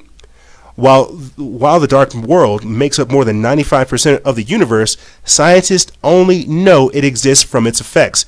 Like a poltergeist, you can only see when it pushes something off of a shelf. For example, we know there's dark matter because we can see gravity acting on it. It helps keep our galaxies from flying apart. Now, hold on. Before I finish reading the rest of that article, because this will play into what I talk about in the next segment, again, creating the conditions for these people to be here, you have to understand that when I talk about these Satanists, these are just like trendy people. These are just like these are the Antifa of like the occultists, right? These are just the shock troops. The darker, ancient evil that these people worship, it's been passed down from generations to generation. People know about things like Molech. They know about the cremation of care. Heck, I should play for you guys the Gother Tunnel ritual that took place back in 2016. That was them telling you that they were going to usher in, and using things like CERN, all the demons. The dark abysmal energy that these people worship, that black cube, I'm telling you, it comes from a different time. We're talking primordial evil, prehistorical evil. You're not going to find this type of stuff on the internet. You're not going to find this type of stuff in a lot of places these days. You're going to have to find it in a book that's going to mention it inside of a book that's going to mention it inside of another book, to where that book mentioned it from a tale that was passed down. These people worship the darkest of the dark. When I tell you that these people feel like they have a right to rule, it says in the Bible, before anything there was darkness, and then God spoke, let there be light, and then he separated the darkness from the light. These people represent that dark. They worship that darkness that was there before the light. That's why they feel like they have a right to rule us, because they feel like they were here first. We always hear about Eve, Adam and Eve, creating man, creating humanity. We never hear about Adam and Lilith. We never hear about what Lilith, Adam's first wife, how she's supposed to be the embodiment of everything that Adam can't control, and how all she does is work in the darkness. What these people seek after is what they understand. That's why with Operation Degradation, the Tree of Death, the Kilofoth, bringing down the general IQ of people and the spiritual awareness that they have, is because they want to keep us dumb and dumbed down. God made us in his image. We are meant to be creator with little g gods. That's what we're supposed to be doing. They want to turn us into the beasts that they're familiar with. And in order to do so, they've got to start bringing down the standards, bringing down the spirit, bringing down the light, smothering it in us. You see. Here, let me get back into this article to break this down, so I can play for you this next clip of Jordy Rose talking about reaching into other worlds and pulling this information. But continuing on, it says, theorists think there's one particular kind of dark particle that only occasionally interacts with normal matter. It would be heavier and longer lived than other known particles, with a lifetime of up to 1/10 of a second. A few times in a decade, researchers believe this particle can get caught up in the collision of protons that the LHC is constantly creating and measuring. Quote, one particularly interesting possibility is that these long-lived dark particles are coupled to the Higgs boson in some fashion, that the Higgs boson is actually a portal to the dark world, said Wang, referring to the last holdout particle in the physicist's grand theory of how the universe works, discovered at the LHC in 2002. Quote, it's possible that the Higgs could actually decay into these long-lived particles. The only problem is sorting out these events from the rest. there are more than 1 billion collisions per second in the 27-kilometer LHC, and each one sends subatomic shafts spraying in all directions. So essentially, they're just trying to figure out how to quantify all the things. How do you quantify spiritus? And that's what I mean by getting the quantum computers, getting the information that's necessary so that they can run those formulas, so that they can run that code to figure it out. How do you turn physical into the spiritual and then reverse it, manifest the spiritual from the material? You see. But this is where we find ourselves. But this next clip I'm going to play for you guys is of Geordie Rose appearing on a panel with a number of people, the founder of D-Wave, believing that quantum computers can be used to exploit a parallel reality. Fantastic stuff, and I'll put this link in the description bar below. But here is Geordie Rose talking about quantum computing and artificial intelligence and parallel worlds. You may consider this next group of speakers somewhat unusual, if not to say strange. We have the creator of what is the world's first quantum computer, in person here from Burnaby, BC. We have the president of the super high-tech company that makes Canada's iconic Canada Arm, but whose hobby it is to try and reconcile modern science with the Bible. And we have a filmmaker from Los Angeles who has stumbled on what appears to be evidence of life after death. And my thought in putting together this somewhat improbable combination of speakers was that out there where the theory of the very large and the very small connect, and out there where our 13.7 billion year old and expanding universe touches the void, you come upon mystery and the possibility of God. That was my thinking.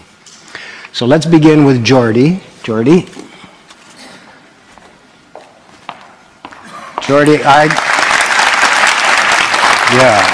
don't understand much about quantum computing except that it's supposed to be the next big thing in power and in speed, and that you are the only company in the world now actually making one.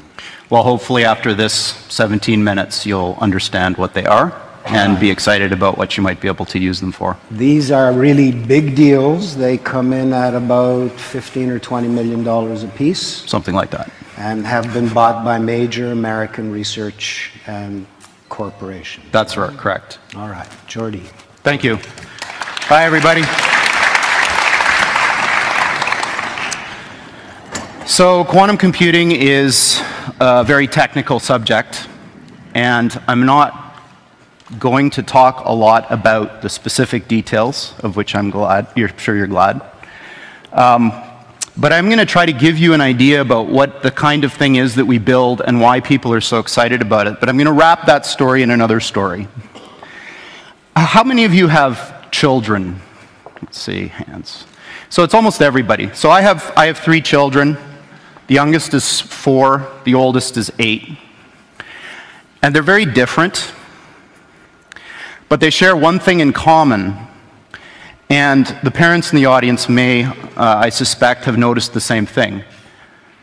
Each of my children has fixated on a particular stuffed animal as being their special friend or toy. And in particular, my middle son, James, absolutely loves this little guy called Bear Bear, which is the picture that I'm showing up here.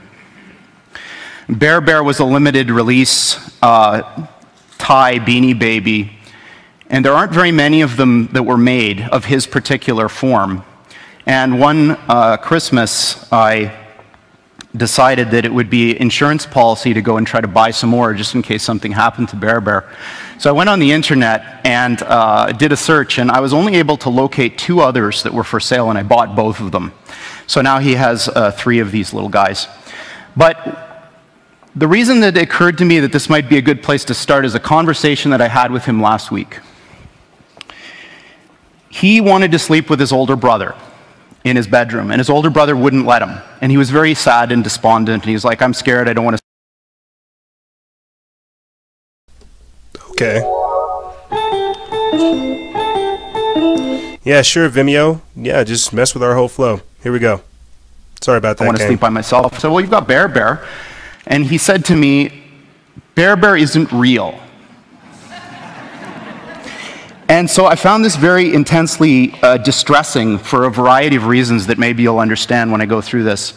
And I assured him that Bear Bear was as real as anything else in the world. And he said, but he can't speak and he can't move. And so I said, well, what you really mean is he's not alive. And he said, yes, that's what I mean. So for very young children, the sense of being real and the sense of being alive are somehow connected. And I'm going to circle back to this point at the end. But before I do that, I'm going to tell you a little bit about quantum computers and why people care so much about them. There are literally tens of thousands of some of the brightest people in the world today trying to build these machines and understand them. And I'm going to tell you why. In my last 15 years of working on this type of stuff, I found that scientists divide up into two categories of zealots about this field. The first half are people who are absolutely entranced by the physics of these things. This quote is from a respectable scientist, in fact, one of the founders of this field, that may look a little strange to you who don't follow theoretical physics, but there is a very clear prediction that our most successful theory of nature makes, and that is that there are an enormous number, mind-bogglingly large number, of parallel realities, as real as this one, that have different consistent histories. So imagine a world where all of the laws of physics as we know them are obeyed, but different decisions were made along the way. Different decisions at the level of tiny microscopic particles, different decisions all the way up to what you chose to eat for lunch, and whether you chose to come to this session or not. Quantum mechanics makes a very specific prediction that all of those are as real as the thing that you remember. And this is bizarre, because we don't see those other things. But science has reached the point now where we can build machines that exploit those other worlds. And quantum computers are perhaps the most exciting of all of these that we have within, or almost within our grasp right now. So people from a physics background love this. They want to understand the world. They want to understand the universe, how it all works. There's another type of person who tends to come from the computer science side that's like, yeah, okay, that's all great. But there's a different thing going on here, which is just as exciting, if not more, and that these machines that supposedly can do this wild stuff, let's forget about how they work, if you could build one, could solve problems that you could never, ever solve with any computer of the sort that we build. If you took every single atom of silicon in the world and made the most sophisticated conventional Intel-style processor that you could build, there are problems we know of that I could write down on a sheet of paper that you could never, ever, ever solve with that thing, that you could with this kind of machine. So that's very exciting. Humans use tools to do things. If you give humans a new kind of tool that can do things that you couldn't otherwise do, imagine the possibilities. So you may think, well, this is all fine and dandy, but aren't these things in the realm of theory and speculation kind of in the same regime as other futuristic things you may have heard of which may be allowed by the laws of physics but aren't here yet? That's not true. There are, in fact, many of these machines deployed now in openly available research centers following the model that was used. All right.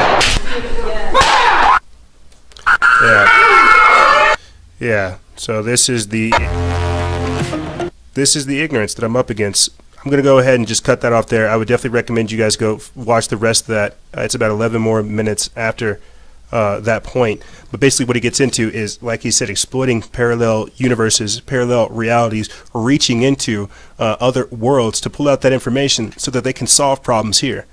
Air quotes, problems here.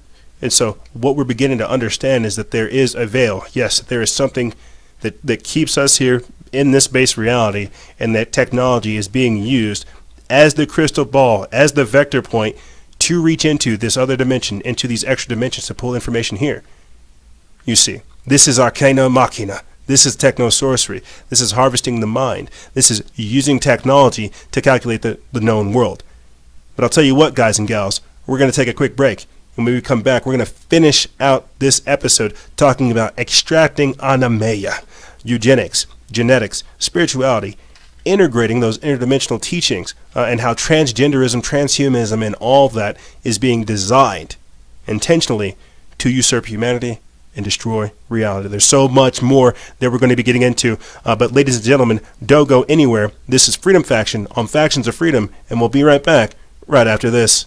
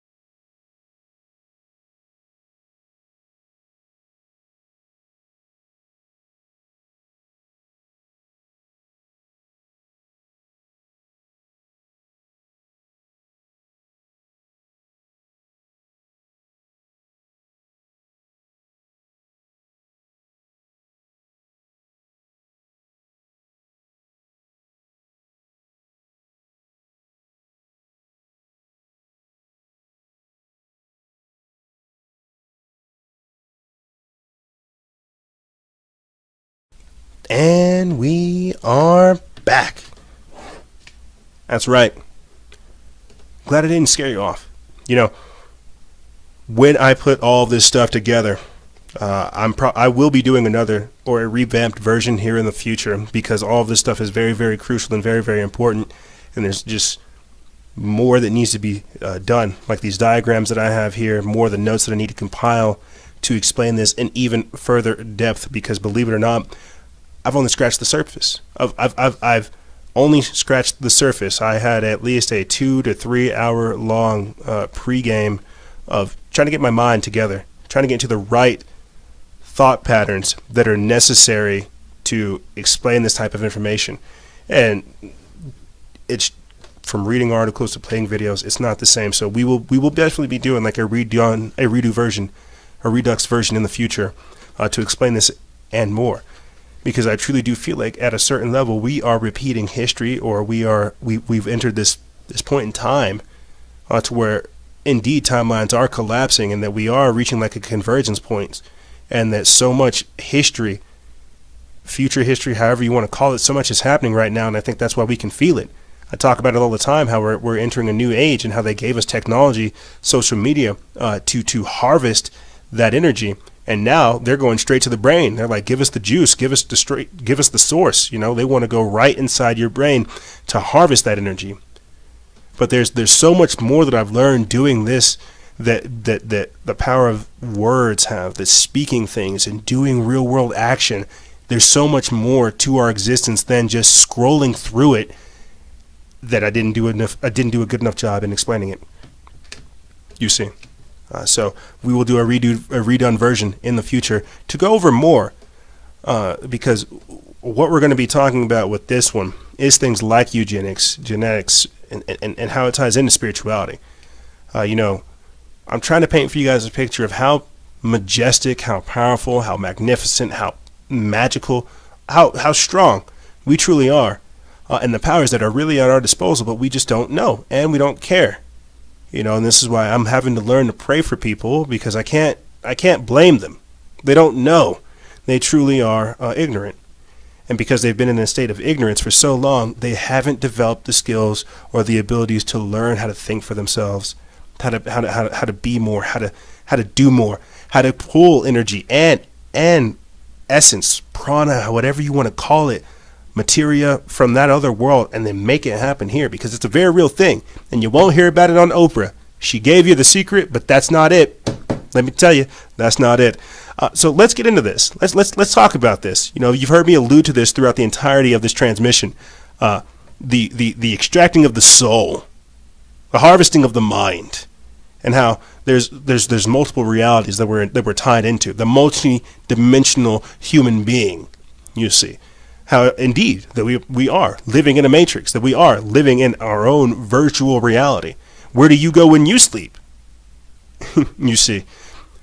But these people want to hijack even the base part of that, because there's even more to us than being conscious even when we're in sleep. It's just so powerful and so crazy. But that's why they want to do this. You know, this week we had, we had a transgender activist who wanted to essentially have sex intercourse with a 12-year-old or with a 14-year-old. They were 27 at the time. And so now that, you know, she's a little bit older, she's felt the courage and the need to go out there and tell these people this. But why am I talking about this? You know, there is a specific energy that is being propagated right now. You know, there is something being put out there.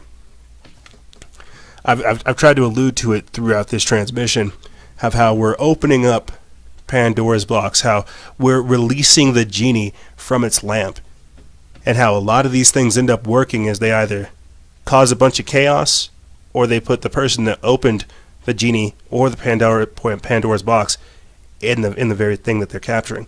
What I'm trying to say is they want to extract human souls into the matrix and then put demons inside of our bodies, as I alluded to with the machines, with the neural interface, how they'll have us forever in this trance-like state to where we can be housed by other means. You see. People don't really think about these things. They have to use. They're using the general degradation of society and humanity to usher in the age of darkness, ruled by demons. And so I'm sorry I don't have any news posts to pull up to talk about that, other than the fact that the Satanic Temple wants, its own religious status. Look at Jeffrey Epstein. Like I could pull up a few things to exemplify what the general degradation of society would look like. But I feel like to some degree we've already talked about it. You see. But you've got to ask yourself, why are we experiencing this degradation? Because knowledge makes a man unfit to be a slave. Because the moment you begin to seek after greater things than yourself, you begin to have bigger revelations than you can possibly comprehend. You see, Alice Bailey, she wrote this book called The Externalization of the Hierarchy, where the whole part of it, it's all based in the exaltation of Lucifer, which is spiritual arrogance and pride. As I told you guys before, they want to be able to create the conditions so that we accept the marks of the beast. This is where we are today. People don't want, as I've said before, people don't even want to pray. They don't want to meditate. They don't want to have a personal relationship with God. They don't want to take the time to understand that that is more real than what's real here. Jordy Rose in the previous segment talked about his son understanding the difference between real and alive. As I said before during our opening statement, more people think that this facsimile of the real is real than the actual real itself. It's not alive.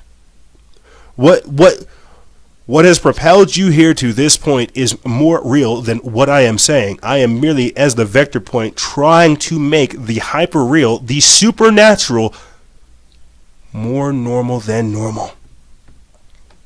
But you see, the knowledge I'm trying to impart upon you, that requires higher faculties. That's advanced teachings. That's understanding the nature of reality, human's nature, and so much more. Not Donald Trump bad, Orange Man bad. Not America sucks. You see how they have us based in everything that is meant to degrade us, debase us, destroy us, dehumanize us, make us petty. Not focus on the things that propel us to create the heaven here on earth. I want to jump back to the Journeys of the Wayfinders, or the Journeys of the Psychonauts that I did with Adam Nix and JC Abbott of the Wayfinder podcast, and why that was so important, and why integrating interdimensional teachings is a very real thing. There are angels that are working for us right now. For me, there are angels that are working for you, the listeners. There are angels that are working in our favor so that this type of stuff gets out there. There is not enough of us doing this type of work, trying to unlock whatever needs to be unlocked for this next phase. No, there are not. There's more people who are embracing the dark side, who are seeking after the nothing, who are slaves to nothing. That all-encompassing dark abyss that they feel like gives them the power. Like, think about this. They're listening. You see, during my research, I think this is a better way for me to approach it. During my research this week, somehow I ended up in Jewish mysticism this week.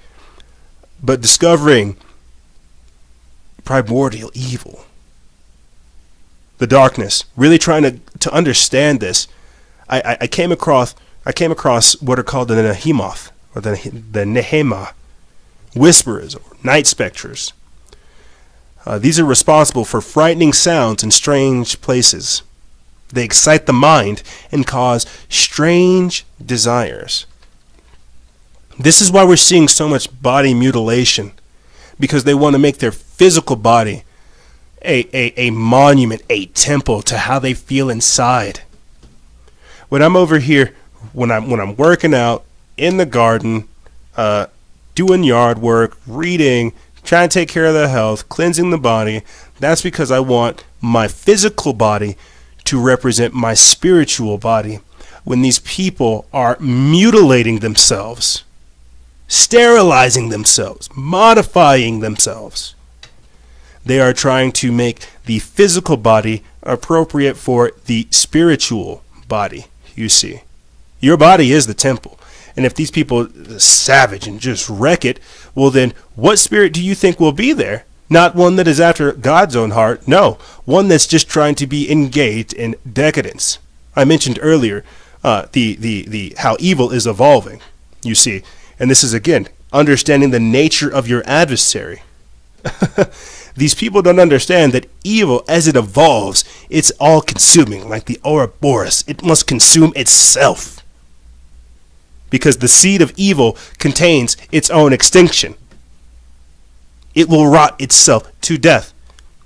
And so that's why when these people mutilate themselves, they make that committed decision, that conscious committed decision to death, not to life, not to embrace that which is wholesome and alive, but that which is distorted, manipulated, and not real.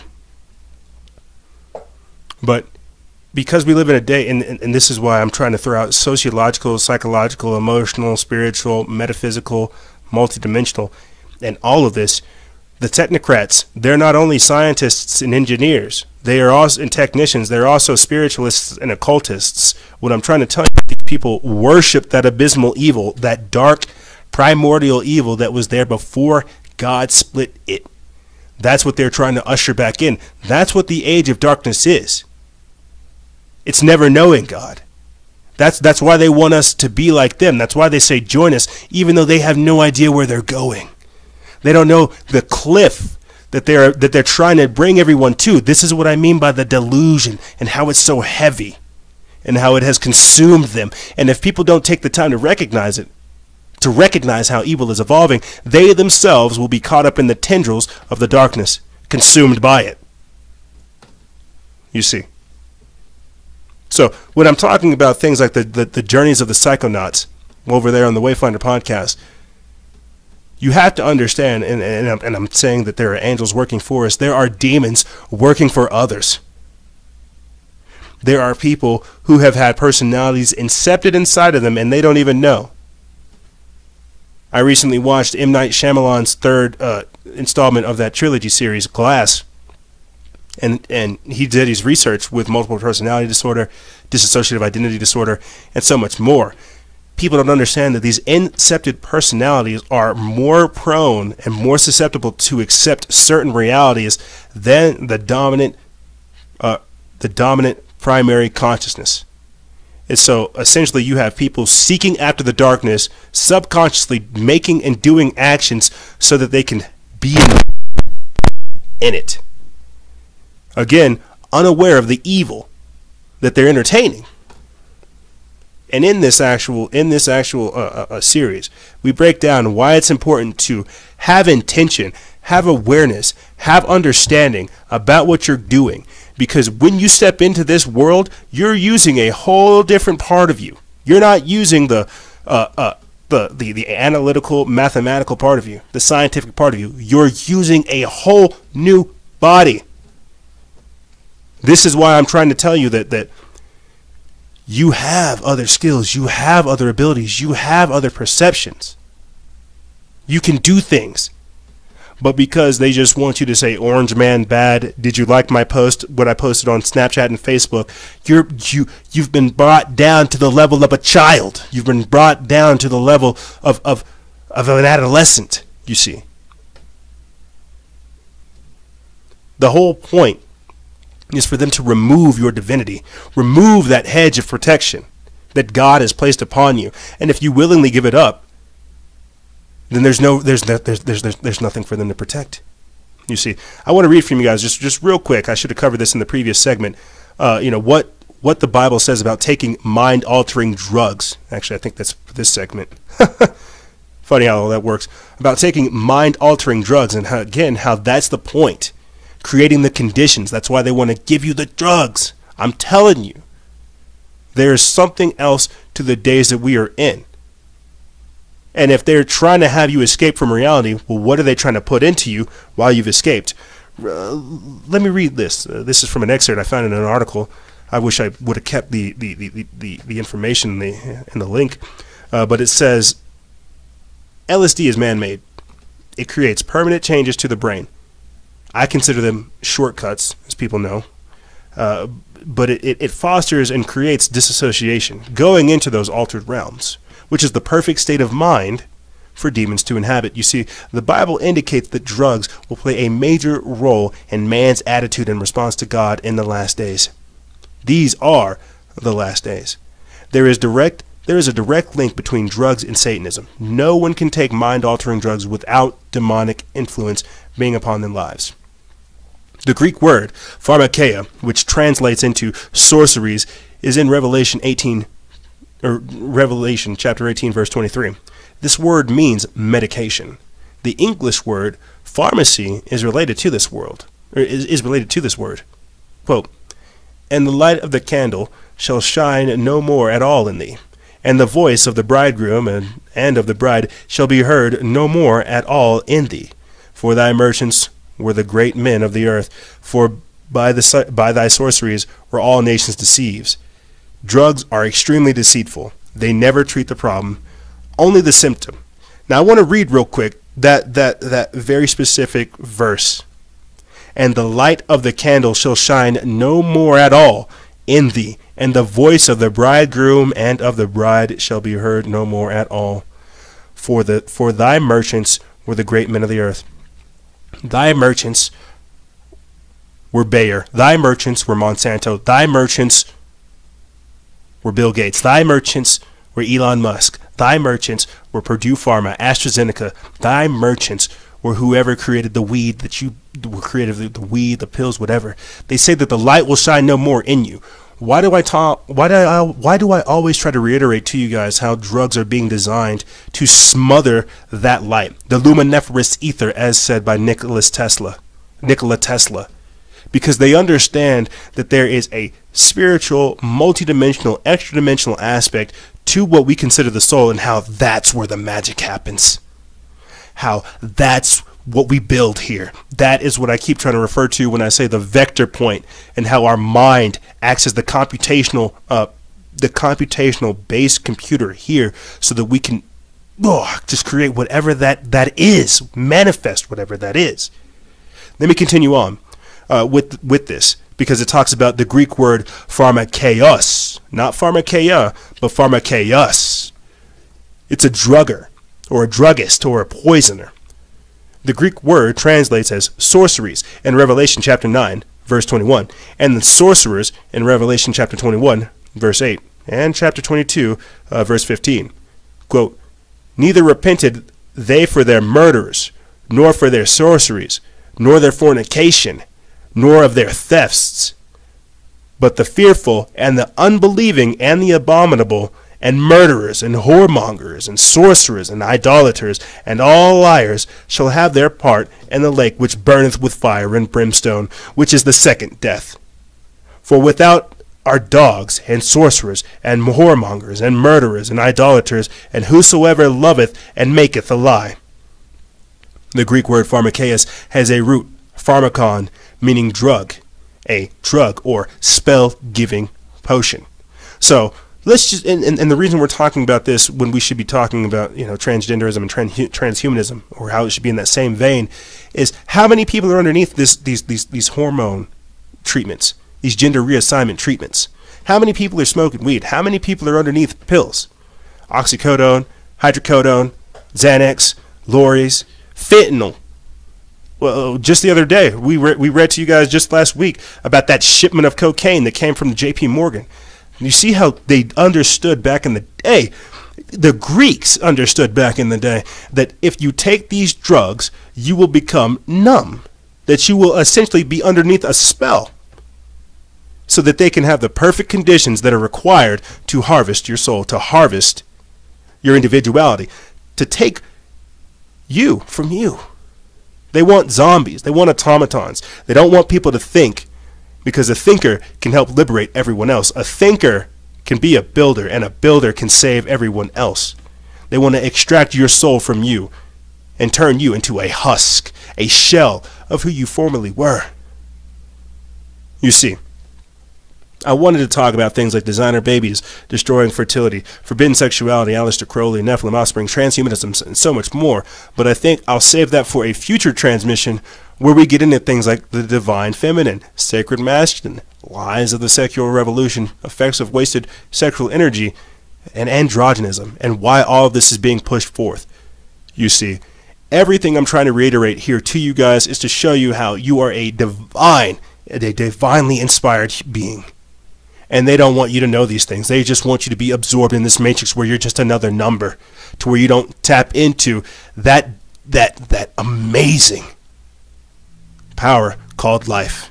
Because the minute you do, you will run around trying to see everybody else's and understand this is history. These are the times that are of legend. And that if we don't do something about this, all of everything we have ever created will be absorbed into these servers, into these computers, and then forgotten. I wanted to talk more about how the final form of AI is the black cube of Saturn. It is the cube at Mecca. It is a all-encompassing, abysmal object designed to imitate, assimilate, or imitate, transform, and then assimilate anything it sees. That's why they call it the black mirror, so that it can take the form of whatever it's about to conquer and then digest it. There's so much more that comes with this, and I really think people need to understand this. So Elon Musk saying that he wants to hook your brains up to machines, it's much more important than you really think. So we could focus on Donald Trump, Jeffrey Epstein, and all these other things, or we could really truly understand the times we are in and why it is imperative that we understand our divinity. Ladies and gentlemen, this is mass societal programming, Arcana Machina, and extracting Anima.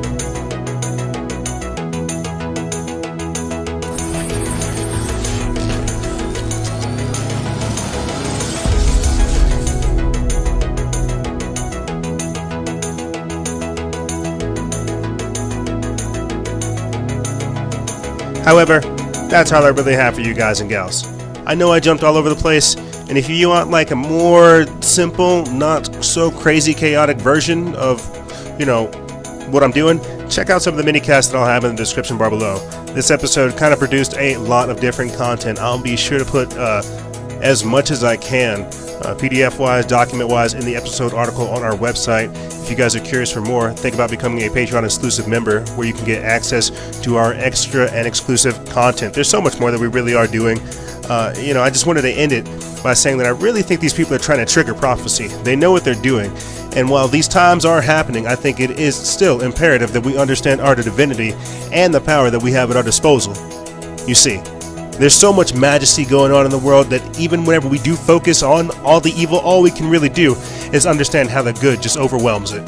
So I will be doing another one of these types of episodes in the future where we cover more content that's in alignment with this, but I wanted to switch up from our normal flow and do something a little bit different.